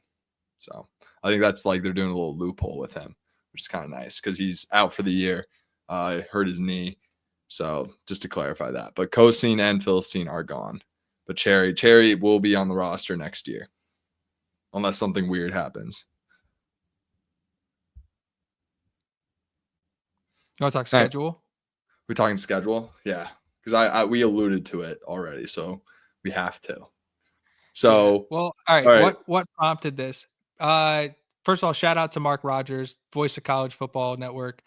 He runs the main channel. He's live all the time. Yesterday, Mark ranked all 130 something Division I programs. And like, to be honest, like, there aren't many people who are credible enough to be able to do that and talk about all 130 plus teams, and Mark is one of them. So definitely go check out his content. He's dropping stuff all the time. But he released a video on the Indiana channel recently talking about Indiana's projected win total. He called it a very uninspiring 8-4. I took issue with that. I'm taking issue with it. And so I texted Brad and I said, I would like to go through the schedule this week. I say this a lot, but it's hard to project like wins and losses in April, right? Like, we don't even know who's going to be starting, what portal like who takes a leap over the summer. Like, so we'll see. But yeah, I agree. Brad and I are we're both really confident in Indiana's ability to play football. Yeah, and so I'm assuming we're going to take a step up in terms of, I think we're going to be better than we were last year going into this year. So keeping that in mind. And then when I look at this roster, I'm going to assume they're going to be about where they're going to be at, if not maybe a little better. Like when you look at Oregon, like they're still, obviously they lose people, but they're still Oregon, right? Penn State, sure, they lost Abdul Carter, but they're still Penn State. They're bringing in LeVar Arrington Jr., true freshman. He's gonna be a maniac out there next year. So like when you go through, okay, we got ODU August 30th against Indiana at home. These are tune-up games. We got ODU, so a little Grant Wilson revenge game. Love that. Kennesaw State, who fired their coach, even though he brought them up, all the way up to FBS. Kennesaw State. Yeah, these are tune-up games. Then Indiana State, the Larry Bird Classic. Love that coming up. Kennesaw State firing their coach, that was so messed up. Like, he brought them all the way up from, like, whatever, not having a football team. I think he was their first ever head coach. He brought them all the way up to the FBS. Doesn't get you got to give that guy 3 years to figure it out in the FBS. I'm sorry. I don't care what NIL. Like, there's just a way of doing business here, guys. You can't just firing a mid-season year one like that. That's just low class. I hope we beat Kennesaw State by 70 personally, just because of what they did to him. And then Indiana State, that hopefully will be a 70 burger as well. I can't wait. So, and then that's a tune-up game going into what I alluded to, probably this game that's going to set the tone for this entire year. Illinois going to Indiana, two rising Big Ten powers right now. I would say the two kind of dark horses that emerged in terms of the Big Ten title race last year, Illinois and Indiana going at it September 20th at home. And this is a game where Mark Rogers penned in, whatever you want to say, a loss here. He said Illinois, Iowa, Oregon, and Penn State. And yeah, if they lose this game 8-4, not a crazy take, but it's at home. It's going to be a sellout. It just is. That's going to be a sellout. And yeah, I guess now we can go back to Sig's question. what we think the first 3, I guess, before we talk about Illinois, what the first 3 games in terms of attendance will look like. What do you think? You have a take on that? Just stew on it a little bit. I do have a take on it. I think attendance is going to be solid. I think there's a ton of excitement, and while I don't think the stadium is going to be filled, I wouldn't be surprised if they end up selling out this season. Like in terms of you can't go and buy tickets from the website, everything's going to have to be resale, and so it's only natural that people aren't going to show up for a game you're going to win by 50. But I think there's going to be a lot of, especially game one, there's going to be a lot of support there. Um, like I wouldn't be surprised if like the Indiana State game is like half empty by halftime. But at the same time, like Sig spent the last 12 months like asking the fans to stay full through and creating an atmosphere. And so like that's at least going to resonate with some people. And also like it's hard to put into perspective what just one season of success does, but like speak to anybody like under the age of 18 about like Indiana football and they just think they've been good forever after this year. Like they have no concept of what it looked like before that. Like it's all recency bias. And so like I wouldn't be surprised to be at 75% capacity in the third quarter of some of these games, but I wouldn't necessarily blame students for leaving a game. We're up by 50. Yeah. I wouldn't be leaving given I stayed the games where we were getting killed by 50, so I would be watching all of the game, but I get it. Yeah. I'll say end of first quarter capacity expectations for me. Throughout these first 3 games, I would say anything less than 70%, I'll be pretty disappointed. 80% is what I'm expecting. I'd set a goal at 90. I would love to see 90% capacity at these games. That'd be awesome. Obviously, I want to sell out, but I'm going to keep it a little realistic and put it at that. Yeah. And then we got Illinois, Indiana, which I'm expecting to be 102% capacity. We'll sell extra tickets, standing room only. It's going to be a madhouse. Right after the tune-up games, no bye. No one's here to save you. Big top 20, top 15 potential matchup going on September 20. Big noon kickoff, probably. Here's my biggest issue with the perception going into this game. And if Abel's telling us the right preseason rankings that Illinois is ranked ahead of us at 13, like if Indiana was the team that didn't make the college football playoff because they had 3 losses and then beat up on the 5th or 6th best team in the SEC, people would be talking about Indiana the same way they're talking about Illinois, because people's perception of Indiana is they got blown out in a playoff game, which isn't true. It was a 10-point game. Well, they got played but they played the second best team in the country. Yeah, they played the runner-ups. Let's be honest here. If Indiana played South Carolina, they would have whooped them. It would not have been a close game. No. So like I'm just neutral field, and now it's Illinois going to Indiana. I like our edge. I'm not ready to anoint Illinois a better football team than Indiana. And if you want to give Luke Altmaier the nod over like Mendoza simply for the fact that he did it in the Big Ten, like I'll listen to an argument, but I literally just think we're better every other like spot on the field and the games at home. I think we're better at quarterback too. I'm a big Altmaier guy. I think he's an absolute gamer, but Mendoza just has that upside that Altmaier will never have. Period. So I had that as a win going into this, just like a realistic win at home against Illinois. I also think we have the better coach. 100%. Which goes without saying. And then we go into Iowa the following week. Like that's a tough stretch. Like we go Illinois at Iowa City next week. That's a game where it's like, okay, just got to have a physical brawl with Illinois. Now we got Iowa. But watching this team last year, I mean, it's almost like we forgot that this team was just blowing out everyone last year, all on their way to a playoff until they faced the 2 teams in the title game. We got rocked a little bit in those games, but still, I would say stayed competitive. It wasn't like they seemed fraudulent in any way. Like they were just, not the better team, and they're on the road in both those games. And that's just stuff that happens when you're not the better team on the road. You lose by multiple scores. That's just typically what happens in a football game over the course of time. So, playing an Iowa team on the road seems scary in the past. I'm not as scared. This team wasn't in the playoff. They lose their oldest defense in school history last year. They're all gone, and yeah, they're bringing in Gronowski, who's I think is going to be a very solid starter in the Big Ten, coming from South Dakota State, the transfer for Iowa. I think they're going to take a little step in offense. I'd hope.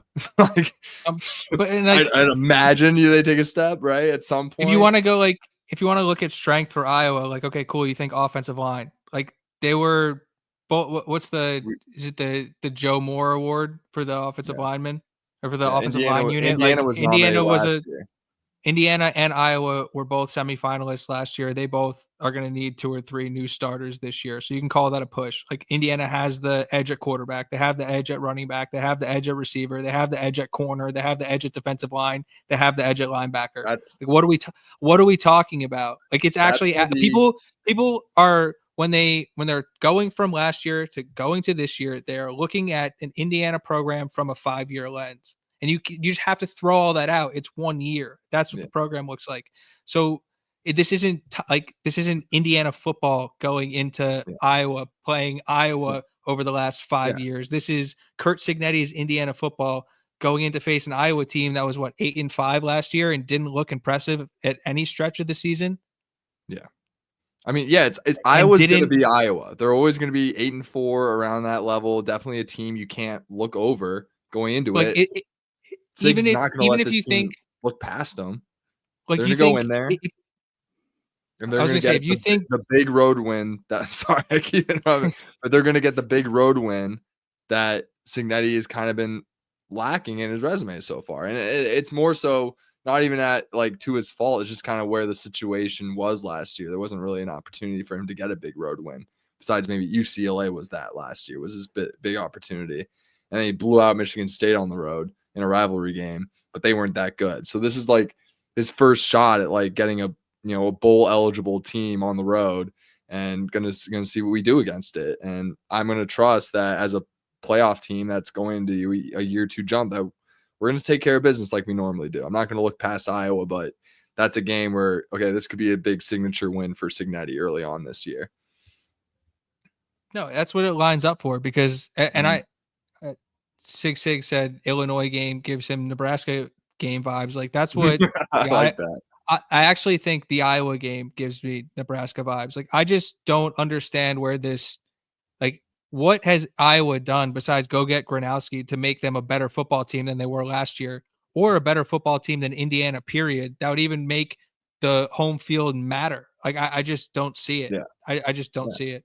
Yeah, it's just going to be tough because we're going to Iowa. Like that's not an easy place to win, period, ever. So it's just going to be, it's going to be a big test for Cignetti. But I'm confident the boys are going to get it done. They're not going to look ahead. They're going to take care of business one play at a time. Fast, physical, relentless, smart, disciplined, poised. The whole Adam Brenneman, the whole Adam Brenneman quote again. And yeah, they're just going to do their thing and take care of business like they always do. It's not Adam Brenneman's quote. It's Sig's quote. The Sig quote from the Adam Brenneman podcast. It's not. It's his quote from everywhere. He just don't have to keep giving him credit, bro. He always says it. But that's the clip I always like before the games. I always find that clip and just try to listen to it over and over again. Just get myself pumped up and locked in for the boys and just make sure I'm taking every play serious. Because if I am, I know they are. And call me a psycho, whatever. And then we get a bye, and then we're going to Eugene. This is a tough stretch. It's a tough stretch. I like that we get the bye before Eugene, but man. And I'll listen, I haven't had the time to go through and look at all of the big name non-con schedules, but Illinois, Iowa, Oregon is as tough a 3-game stretch as you can schedule into anybody's on purpose, let alone by accident. Yeah. So 100%. Any of this talk about Indiana easy schedule, look what they do, they're not. It's they're gonna play in wars. They're gonna be battle tested. It's a gauntlet in the Big Ten. You don't run or hide from anybody. So the notion that they don't challenge themselves enough in the non-con, it's what, you're not gonna watch the Big Ten slate then? There's 9 games. What are we talking about?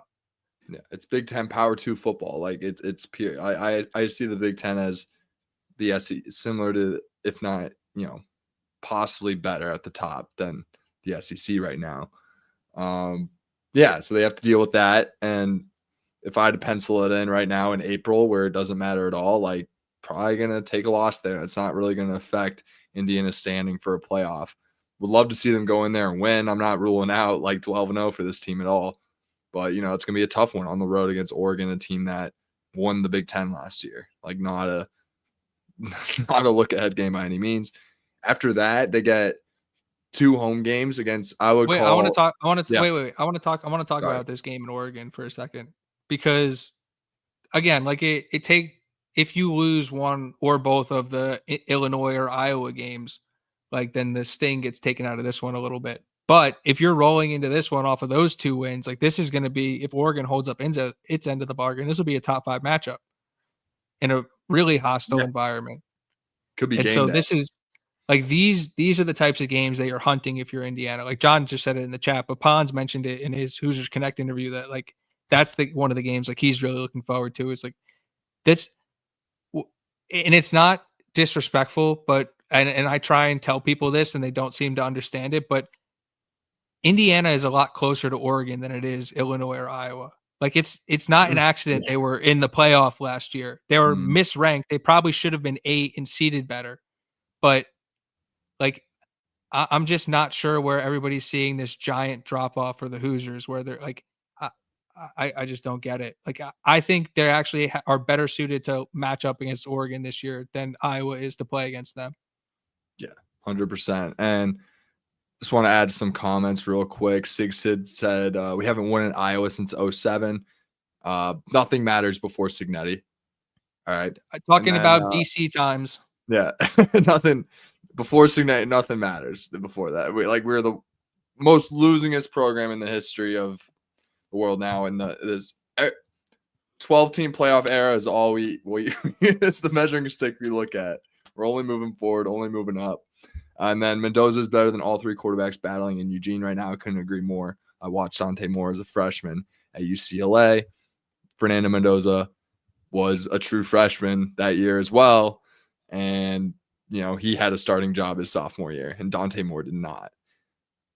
Very, very different. Obviously one had 5 stars going into it, and one had the other at 3 stars. But, going into your 3rd year in college, your star does not matter at all. It's all about what you've done so far. It's like when you get drafted in the NFL, like it doesn't matter what round you were drafted. You still got to make a team and find a role. Like it doesn't matter. Like at that point, like it's just how much money you're going to make. And yeah, I'm taking Mendoza over Dante Moore any day. 100%.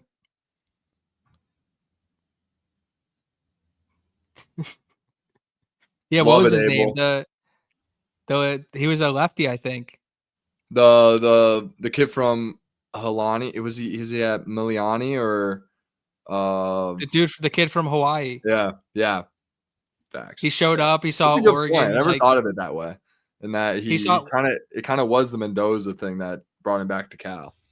Well, he's like, oh shit, I could go start at Cal and at Oregon. Like they're focused on the playoff. They're not even looking at me. It's like, buddy, what'd you think?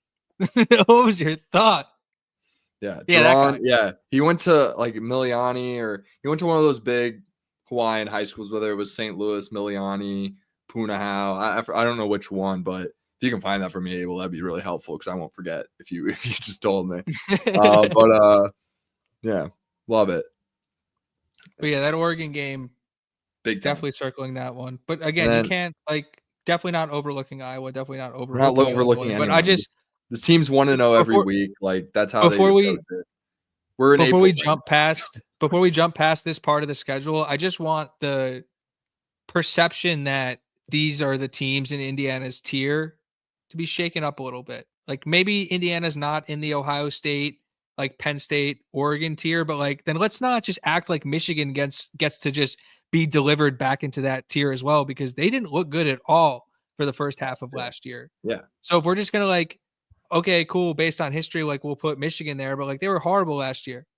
Like so, you're just does last year just get thrown out? Does last year not count? Yeah, so where does the line get drawn?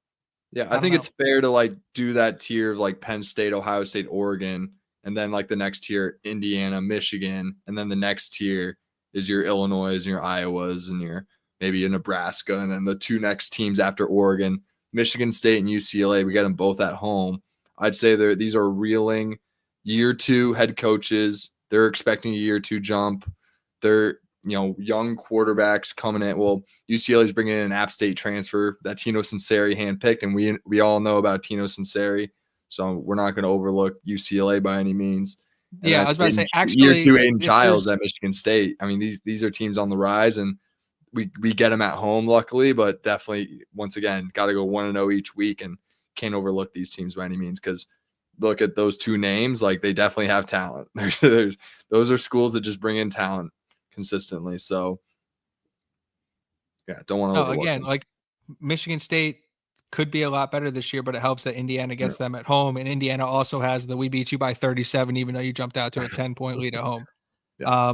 The UCLA game, I can't lie, it's a little it's interesting, because if you think about how quickly Tino can develop quarterbacks, if this kid's playing at a really high level, they're going to be tough to beat. That being said, I like you can speak to UCLA, obviously. Like, have they done anything to give you confidence they're going to be a significantly better football team than they were last year? I mean, I thought they were enough though to they were one of the better 5-7 teams out there. They're really, really reeling toward the end of that year. They're losing some key guys, Cam Madrano, Carson Schlesinger at the linebacker spot. So they have some holes to fill. Do I think they make I think they make a bowl game. I think they're a bowl eligible team. Do I think they're better than Indiana? No, they're not. They're not there yet. Just different. They're in different phases going into year 2. I think Deshaun Foster's doing a fine job over there, bringing in some really good freshman talent. The freshman class is absolutely buzzing in Westwood right now. But like I said, they're freshmen, so it's. I'm not worried about a bunch of freshmen over there at UCLA. If they nailed their class this past year, bringing in a bunch of LA kids. Not worried about that this upcoming year. Maybe in a couple years, maybe. But yeah. Side note, go Bruins. But yeah, I don't think it's happening for the fellas in Westwood this year. Haynes is better than Tino. That is correct. That's true. One is going to be a head coach sooner. Agreed. Indiana at Maryland. Maryland's going to take a big, who'd they bring in at quarterback? They brought in the UCLA cat. They brought in Justin Martin from Inglewood High to be their starting quarterback this upcoming year. He was the backup at UCLA last year. Had a good game, solid game against Penn State in the Bieniemy offense. Didn't really get a whole lot going, but showed some really good flashes in terms of just understanding the offense, playing in a road environment. I've always been a big fan of him, 6'4". But yeah, big question mark in terms of is he good at all? But he seems to be kind of lean to get the starting job at Maryland next year. So that's who we'll be facing. We get him on the road. So yeah, Maryland. Yeah, that road game at Maryland, I like it. All right, for that Roman Hemby revenge game. Yeah, Roman Hemby revenge game. We literally took their best player. What am I even talking about? What are we talking about? All right, Indiana at Penn State, another big. All right, let's say we're 9-0 at this point. Holy crap! What a fucking big game. At Penn State, I imagine they're gonna white out that one. I haven't looked at Penn State's whole schedule, but I'm hearing that our game's going to be the whiteout from what I've kind of just heard rumblings about it. So, yeah, that'll be, yeah. If they thought Ohio State was loud, wait till they get Mo Bamba at kickoff, first play of the game. It's gonna be loud there, and if it's night game, hopefully on College Game Day, ESPN, Channel 7. Love that. What do you think? What do you think about Penn State? Yeah. Drew Aller. I know. I'm like D'Angelo Pons against Drew Aller, man. Woo. No, I know. It's funny. It's the. I feel confident going to that. Why am I so confident? in cartoons when the dog is looking at the cat and it turns into a steak. Yeah. That's how the Indiana defense would look at Drew Aller. No, just Drew Aller. And it's funny because Penn State, you're legitimate playmakers at pretty much every position. They're not going to have another Tyler Warren, but they'll probably have a dude at tight end. They brought back basically USC's USC's class of receivers, they're going to have, if it's not the same running backs from last year, they're going to have some dudes. And they're going to have guys who can get after the quarterback. They're going to be athletic in the secondary and on the second level. Penn State's going to be good. We know that. But I don't Indiana has the better quarterback, first of all. And second of all, defensively. There we go. Yes, Fernando Mendoza is a better quarterback than Drew Aller. No, if Fernando Mendoza and Drew Aller traded places, Penn State would be the title favorite next year. Oh, I love that. You're cooking right now. That's good stuff. If Georgia had Fernando Mendoza, they would be the title favorite right now. I oddly feel way better about a whiteout game at Penn State next year than I do about, like a 3:30 CBS kick at Oregon. Like that's just, yeah. I like the fact that it's the second big game of quote unquote big barometer game for us. See where we're at. Third road environment that kind of ramps up in scale. You go to Iowa, you go to Oregon, then you go to Penn State. Yeah. And I think you're going to have guys playing it. You're not out athleted in this game. You're just not. You have the size on both lines. You have better players in the secondary and at the second level. And maybe not, they're not NFL guys, but they're elite college players. And Franklin can't win the big ones. That's from the top rope. From the top rope. Let's go. So it's they're I'm confident that the experiences of a lot of the guys in the team, especially the coaching staff this year, going into Ohio State and realizing that holy shit, maybe we weren't as prepared for the noise as we thought. Consciously preparing for that and expecting it the second time around versus again being deer in the headlights. It's just you can't put a price on the experience this team gained last year, and you can in key areas you could make strong arguments they got better. So Penn State, it's going to be a really hard environment. They're going to be a really good team, but I'm not I'm not sitting there watching Penn State going that team can't be beat. Yeah, 100%. It's just one of those kind of just seeing where we're at as a program type games, kind of getting the reality check of okay, this was year 1 SIG when we played Ohio State and Notre Dame. Year 2 SIG, let's see where we're at when we're going to Eugene and State College. Can't wait to see it. And we'll be doing more previews down the line. It's April, let's move it along. Who's starting to be quarterback for Wisconsin? Because we get them at home. Senior day.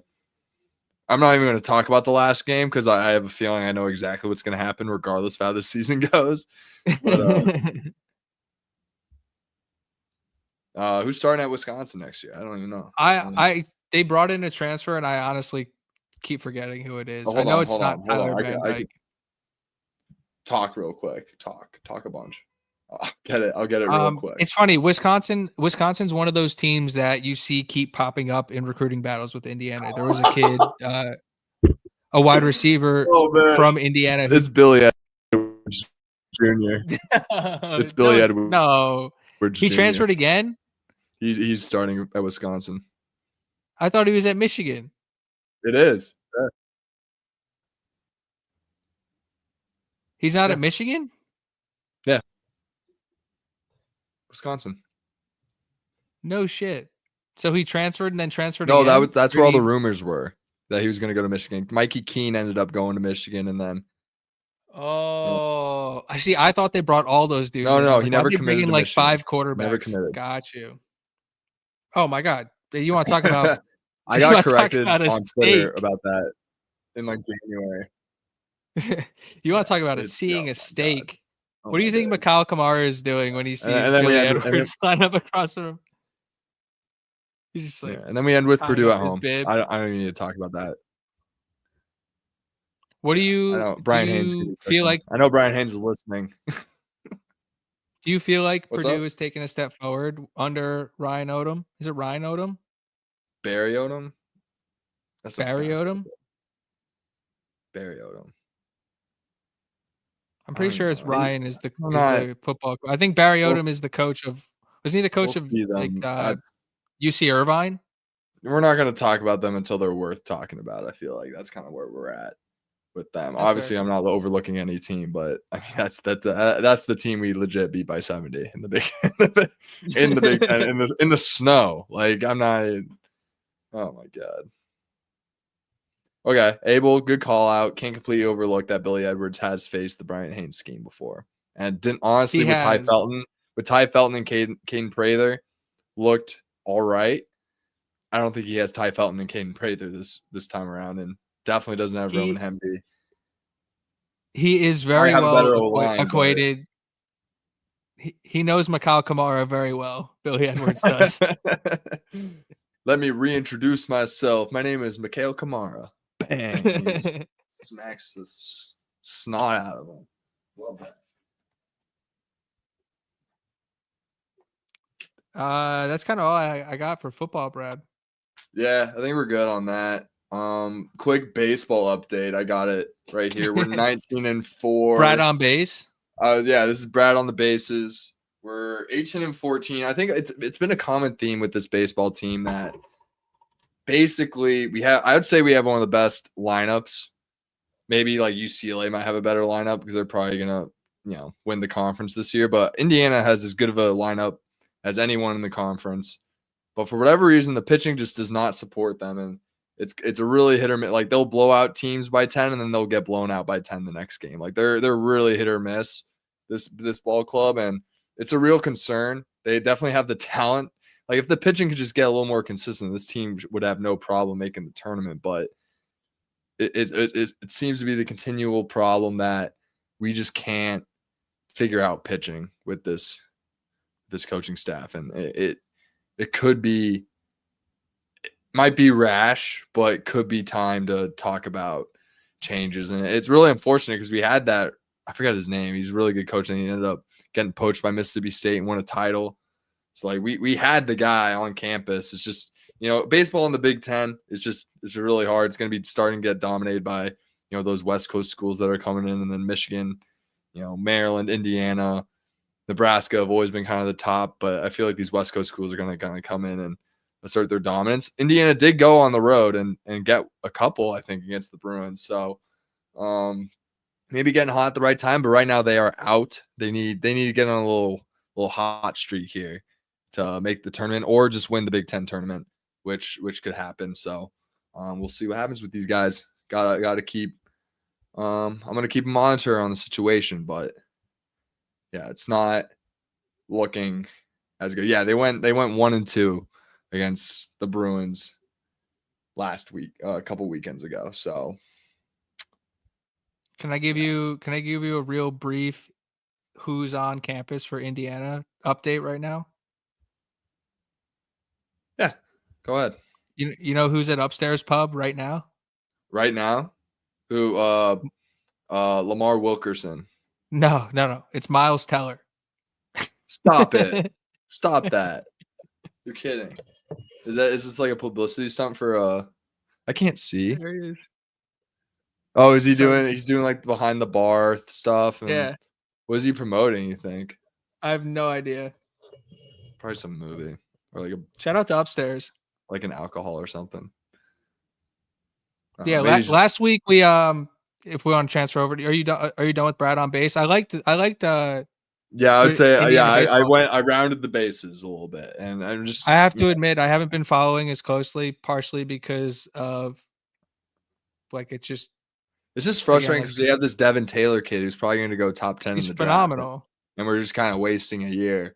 And it's like this was kind of supposed to be that year where we had Schwarbo and went all the way to the College World Series. We had a good team around them, and last year was the year where like, okay, the offense is coming along. Let's like develop some pitching and like be in a position to really compete next year. And this is the year that, again, they were supposed to be.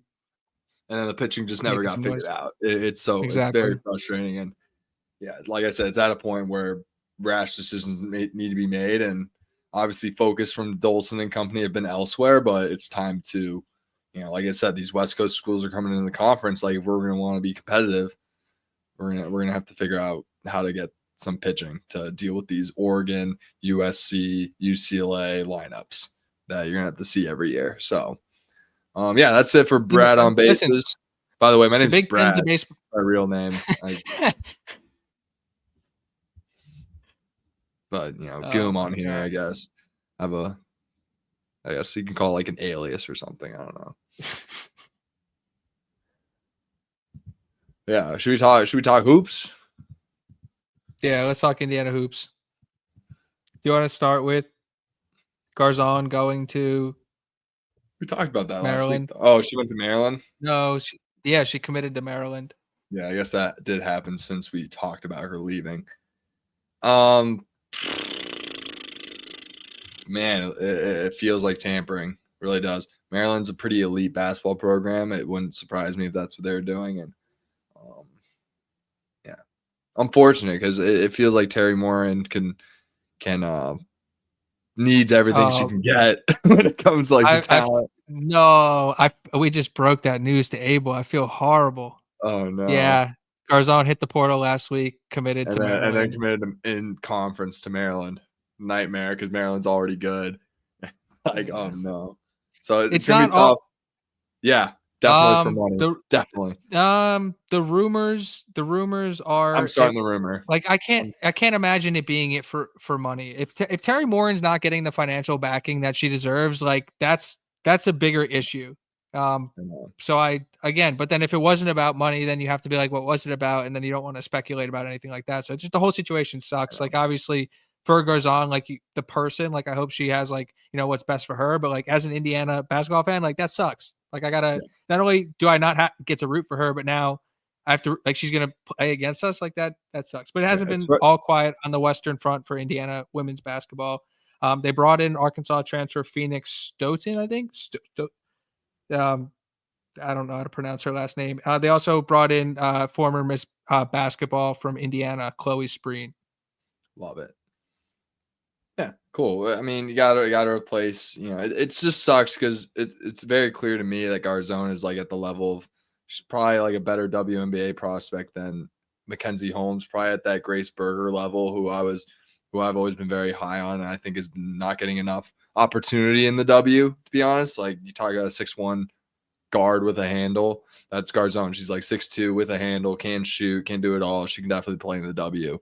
And yeah, gonna miss out on those 2 years. And I'm calling it out. I'm calling out tampering. I'm calling it. I hope.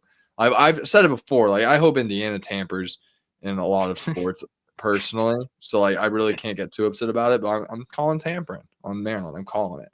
And I guess all fair play. I guess if I'm gonna continue encouraging that from our end, I guess I can't be too unhappy if it happens against us. I don't know if she was unhappy. I don't know Garzon personally, but she clearly made a decision, and clearly she's not here anymore. At Maryland made her happier than the opportunity at Indiana, or else she wouldn't be there. So whether that's money or I can't imagine it's PT. She's going to get 40. Maybe she just wants to compete and win. Maybe that could be an aspect of it. You never know. It seems like, especially in hoops, it's starting to become a 1 year pay to play type system, which is really unfortunate. But I think that leads to a good transition for Indiana men's hoops when we talk about the Final Four and how these types of teams were constructed and what Indiana should look for. I mean, Florida just won a national title with 0 top 100 recruits. And I would say Chienlu was technically a 101, number 101 recruit in his class. So he didn't fit the top 100. But I would argue that he's probably like the worst basketball player, probably one of the better athletes. But like as a basketball player, probably, just he's kind of a spaz. Like you saw him like fall into Javier Francis yesterday and like his arms just flailing everywhere. Like freak athlete, but just like not the most coordinated like basketball player I've ever seen in my life, but definitely a good rim protector for sure.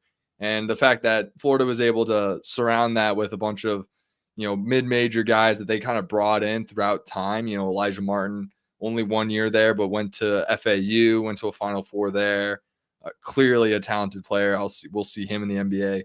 Will Richard, who I think is going to be an NBA guy as well. I see Martin and Richard as late first round picks. I see Clayton as a lottery pick. I mean, it just reminds me of Jalen. It's like Clayton reminds me of Jalen Brunson, like just automatic scorer, can do it all. Like maybe yeah. So what? He's 6'1", but that boy nice. Like that boy nice, and that's a guy that will get tick on an NBA roster, can score, and it's just about him kind of finding his role, maybe as a backup point guard at first, like Jalen Brunson, and then kind of working his way into a rotation as he continues to develop.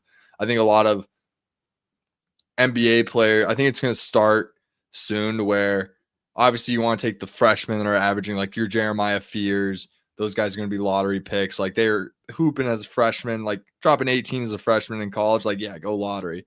But you got to start thinking about, taking the guys that are the best players right now, like not overthinking like, oh, he's a senior, he's 22 years old. Like Steph Curry was 22 coming out of college too. And he had enough time to win four rings.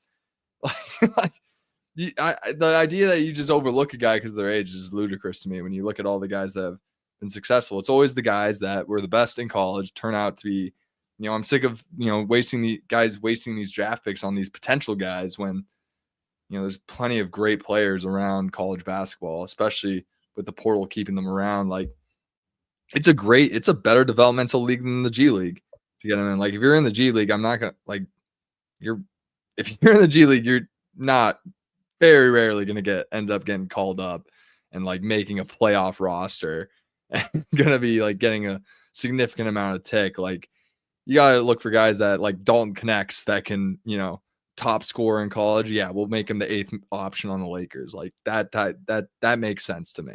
This idea that we're just going to overlook this guy who averaged 25 in the tournament because he's older is just ridiculous. It's ridiculous to me.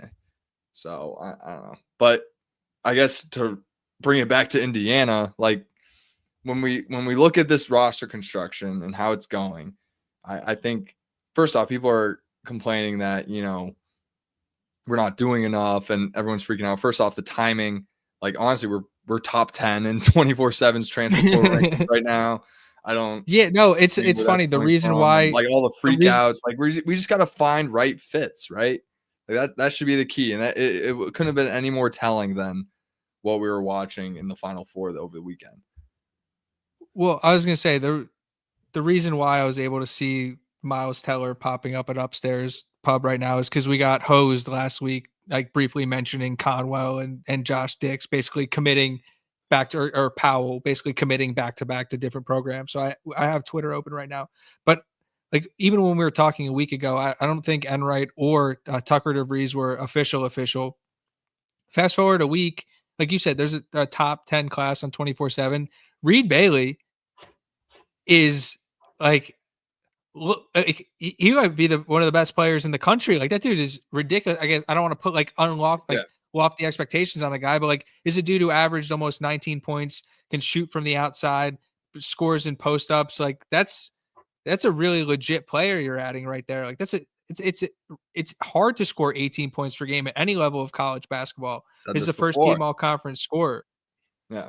He's averaged 18 at Davidson last year. I think he comes in just based on the 5 guys that we have. I'm going to include Goody to make it 5. So we have a little starting 5 right now. Yeah, I see Bailey as right now he would have to be the starting 5, but I see him more as a 4. You saw all 4 of those teams in the Final Four. They start 2 bigs, whether it's Cardwell and Broome, flagging Malawak, Roberts and Tugler, and then who's Florida Condon and Chenulu, but they also have, Tommy Hogg who comes off the bench as well. A lot of bigs out the wazoo. You got to start big, and obviously it didn't work at Indiana because I hate trashing players, but Malik Reneau just couldn't. It just didn't work with like the other. I don't know why. It just defensively it didn't work. I think Reed Bailey is just going to bring a lot more. Obviously he has that score. I think he's a better scorer, just more well-rounded than Malik Reneau is at scoring.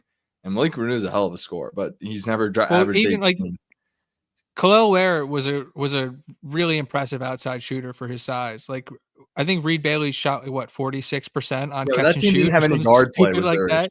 They just didn't have any guard play. Like actually, like Reneau and Ware actually makes a ton of sense because like Reneau can stretch or Ware can stretch out, and then you got Reneau in the post. You can kind of do some some triangle action there. With Renew and Ballo, it's like, okay, you got two guys that need it on the block. Like they're not going to face you up and get a bucket. Reed Bailey can take the ball anywhere on the court and score it. Anywhere on the court. You can drive it from the 3-point line. You can shoot it from the 3-point line. Obviously, you think he's a 41% 3-point shooter. Yeah, he can score in ISO, and he can pass. He's a great passer too. Like his highlights are impressive. Yeah, he's very, very well-rounded basketball player. 6'10". I think you bring that in at the 4, pair him with a very athletic rim protector who's not so focused on scoring, but more so grabbing rebounds and defending and being able to switch. Like Reed Bailey can switch, at least. Like he can definitely switch on a guard and hold his own for a little bit for a possession and be, not a net negative like a lot of those Indiana guys were on the roster last year when it came to that type of stuff. I'm not, he's not the best rim protector in the world, but give him a rim protector. We're looking at a pretty good front court already to pair with what we're looking at with Tucker DeVries, who's still I see as the best player on the team, at least from a scoring standpoint. Probably going to be the first option, at least because he's a guard or he's a legit small. I mean, Reed Bailey averaged 18. Like, don't get me wrong, it's gonna be nice having DeVries and Bailey together, two very good guys that can get buckets. Tucker more so, a 3, a shooting guard, a 3, going to be on the perimeter. But then you got Reed Bailey as an option, kind of as a big option if you get a matchup that you like. So it's nice being able to go inside outside like that. It'll be a nice little pair to have that. Just think, Reed Bailey gets it on the outside, he's driving in, kicks it out to DeVries or Goody, whoever's out there, and and then you bring it and then sprinkle in a little Connor Enright. Like we were talking about this before the show. Like the last time Indiana had a guy that averaged 6 assists was Yogi Ferrell, and Enright averaged 7 and 6 last year. He has a really nice jump shot. He's really sneaky finisher too. He has this little scoop shot that somehow, goes in. Sometimes I'm sure he gets swatted all the time being a smaller guy, but he's a creative finisher around the rim, and he's very, very smart basketball player. And I think, and he's not like when I was watching him, I kind of pictured like kind of a little scrawny, white kid playing point guard. Obviously, probably, I was thinking more like Steve Nash. He's kind of he's a built guy, Enright, from watching him. He's very, very athletic, can definitely hang in the Big Ten defensively, I think. And just having him being on DeVries's roster 2 years ago at Drake, I think just brings in a big culture guy early on to go along with Tucker to kind of set, the standard that, very similar to what was needed with Signetti, bringing in some of his guys going into that first year. I think, we're going to really rely on Enright and DeVries down the stretch. I see DeVries and Bailey as starters. Sisley, ideally as a freshman, comes off the bench. Goody would be ideal if he also came off the bench just as a nice shooter, but wouldn't hate it if he started. Just having, Tucker and Goody out there at the same time. Don't hate that at all. But they're kind of, they're both 3s, I would say. So kind of just switching them off would be kind of nice rotation-wise. And then, mixing Enright, maybe he could start. Like, I wouldn't hate it, but it would be nice to have him maybe come off the bench as like the backup point guard. I think I was alluding to it. Like, you have a game, we're starting out slow. It's a 10-2 run by the other team. All right, we're putting in Enright. He's going to kind of calm the waves a little bit. We're going to run some offense. We're going to get back to basics here and try to chip our way back into the game. That's how I kind of see Connor Enright, kind of a guy that can come in, slow it down, knows exactly what DeVries wants to have happen. And I need to start calling him D-Rock or something like that, because I think we keep getting corrected by how to pronounce his name. Darren DeVries.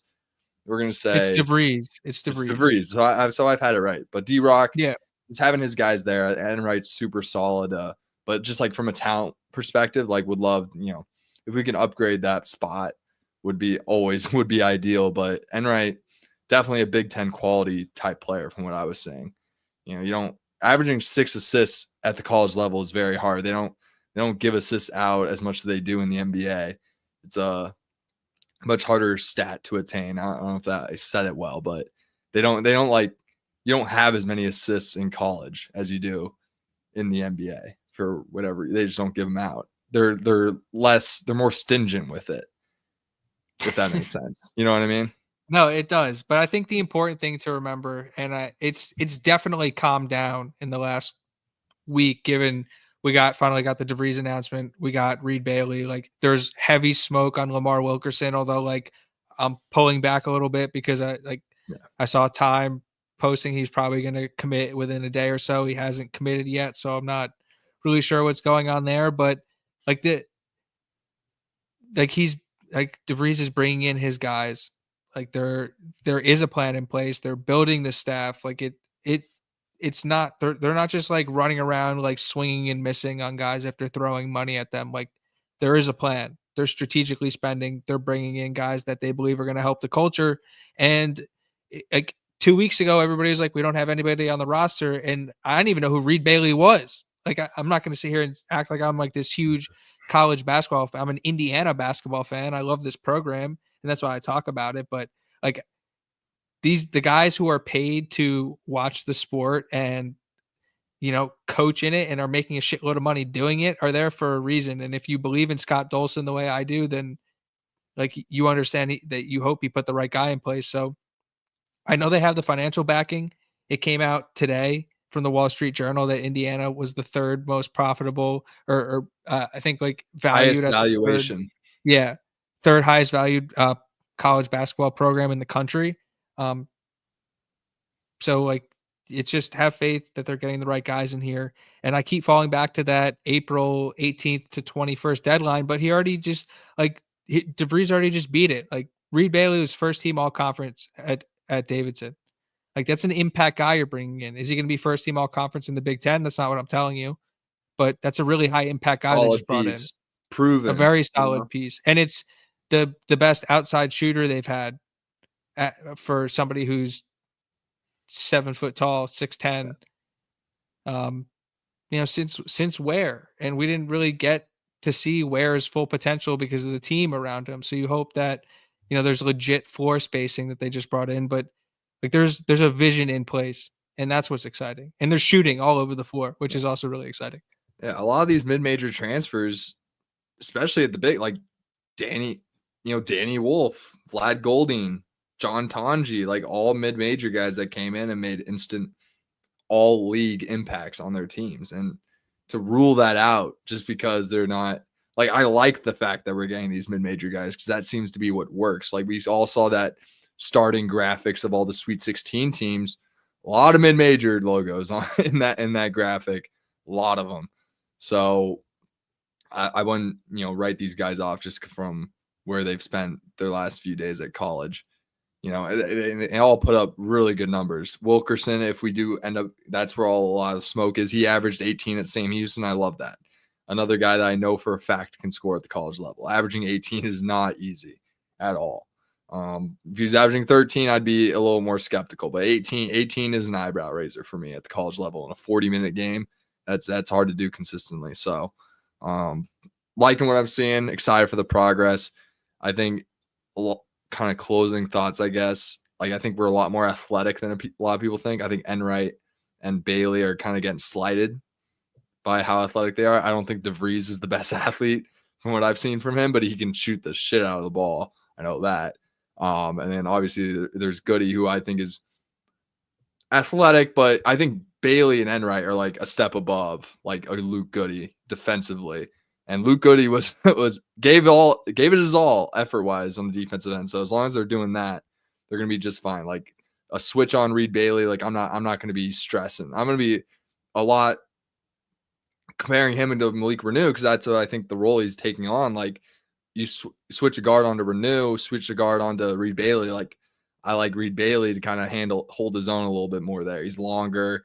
He has the lateral quickness that I think Renew lacks, and it's gonna add on to this team. I think we got actually a little bit more athletic at the 4 spot, which is crazy to say, but I think it's the truth with Reed Bailey. I'm very excited about that pickup. And Enright, I wasn't as thrilled when the commitment happened, but after watching some film, I'm like, okay, I understand it now. I get it. All right, he can play. The kid Enright, by the way, he has limitless range. I've seen him limitless range. Oh, he'll shoot it from anywhere. I'm not saying he's going to shoot it efficiently, but he has range. I'll say that he can knock it. He's got a good looking jumper. He can hit transition threes, hit corner threes. He can shoot it from the logo. All these guys they brought in can shoot, which is really exciting. All 5 guys we have on the roster, including Luke Goody, can really shoot the ball, and that's something that this team has been begging for 8 years. So the fact that maybe we have to give up, which I don't even think is true, give up some athleticism to make up for that, like, might be a sacrifice I'm willing to make, because shot making has been a big issue for this program for 8 years now, and they've just been lacking it. And so to bring in shot makers is very important.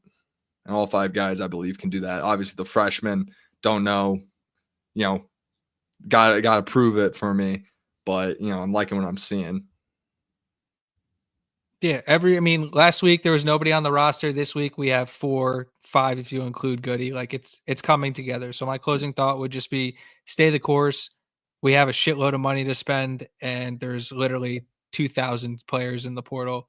Like we're gonna end up with a really good team, and like I don't know what that means for how the season plays out, but I think it means we're in store for a really exciting Hoosier basketball season. So, yeah, again, as time passes, like the title of this one is Greatness Takes Time, and it takes time to put together a really impressive roster. And so keep giving the staff time, and I think we'll end up in a good spot. Yeah, I think Here's how I want to end the I think a realistic goal would just be like make the tournament, here's another funny, like not really related, but here's a kind of funny tidbit this was the first ever championship since 1979 where a freshman didn't get a single minute in the national title game. So I think bringing in seniors, I think makes a big impact. Obviously the 5th years are going away in terms of just there's less of them out there. Obviously there's going to be 5th years around, like Goody, for example, DeVries, a couple of them on Indiana's team, but there's just going to be less of them around across the board. So the more seniors that you can bring into a roster, it seems to really correlate to how far you can go into the tournament. Here's how I want to end the show this week, Brad. Okay. I asked you to think of a freak of the week. Mm-hmm. This is somebody within the Hoosier environment, ecosystem. Ecosystem is what I'm looking for. Somebody that's had a great week that you want to highlight. So yeah. Do you I have a guy? Do you have somebody? Who do you have in mind? I hope you don't take my guy. There was a guy that he's not on campus yet. He's part of the football program. He's going to be slated as a tight end. This is a guy that he's one of the incoming freshman tight ends, and he's a guy after watching his film where I was like, this guy can probably get some tick at tight end. I'd say right away. He seems like a very athletic playmaker, can score it, can like kind of what you want from like a star tight end, like what you look for, like big, can catch obviously, and can do stuff after the catch, like Brock Bowers and your Gronks and your Aaron Hernandez. Is crazy that I dropped that name, by the way, but I'm one of the better tight ends I've seen on film, period. I'll move on. But Blake Thierry is he set this. Can we clip that? Anyways, Blake Thierry coming in, state title for the long jump, 2nd place in the triple jump. He's an incoming tight end. The kid is 6'5", 220 pounds, and he just won the state title in long jump. Freak of the week. In terms of getting like week 1 playing time, I hope he does. Rooting for the kid. Probably needs to put on some pounds and probably needs to lose some of the long jump, build and put on and start eating some peanut butter and jelly sandwiches and get the weight up, get on the field. But I have very high hopes for Blake Thierry and his accomplishments in high school and how they're going to translate to him he's an all-state wrestler. He's an all-around athlete. And I'm excited to have more guys like that in the program because he's not the only one like him coming in. And Sig's a great talent evaluator, and I'm seeing the Blake Thierry vision very early on, and I'm excited to see how he progresses as a tight end because I love big playmaking yak tight ends that can catch the ball and do something with it after. And I think Blake Thierry's that guy. So excited to see what he's able to do. Do you have a freak of the week? Could not agree more. Blake Thierry is my freak of the week for everything you just listed. The fact that he's a tight end doing track and field where you have to be aerodynamic, not just like the sprinting part where it's like, okay, maybe you get your body moving or whatever and like momentum. This dude's flying through the air. Yeah. It's impressive stuff. My honorable mention would be Carter Smith for the volleyball and the Ooh, hockey. there we go. Yeah. I like the idea of Carter Smith, outside hitter. That's just funny optics, considering I really only know him as a 280-pound plus kid, but maybe in his younger days he was playing outside hitter. Can't wait to hear like what's Carter Smith's vertical. I want to know those things. He wasn't out to step on a little bit of the Hoosier Connect interview. He wasn't like touting his vertical. He was like, and it's not a great vertical, but I think it's just more of like his length and size and ability to hit with power. It's But I think probably he said he it's broke probably somebody's good for nose. his size, is what I would guess. It's probably Yeah. really good for his size. Yeah, this is Indiana Yeah, Hoosiers Live pretty good. 24, Voice of College Football Network. Check us out. Please like, comment, share, subscribe. Indiana at the Voice of College Football on YouTube. Follow me on Twitter at Alec Keyser. Follow Brad at Bradley_Loomis8. We got some exciting things in the works next week. A very, very exciting guest we have in store. We'll be bringing on Jamie Jordan from the IU Reactionary. His IU Reactionary. We'll be talking spring game preview. So super pumped for that. Really looking forward to that. And yeah, it's there's Indiana football going on. We're gonna be talking about it. Cool. Can't wait to hear about his two deeps. We'll compare two deeps. It'll be fun. I'm excited for it. And yeah, can't wait to, we'll probably make some adjustments on both of our ends and after, the meeting of the minds per se. And yeah, side note, can't believe I name dropped some of those tight ends earlier, but I feel like those are the guys I think of when I think of like just like really good yak tight ends. Listen, we're just talking strictly football, but we're talking ball, man. Yeah, God. Yeah, appreciate you guys listening. Appreciate you tuning in. Thank you to everybody in the chat being active, and yeah, we'll see you guys next week. Engagement. Takes a step up every episode. I'm loving it. Go Hoosiers. Go Hoosiers.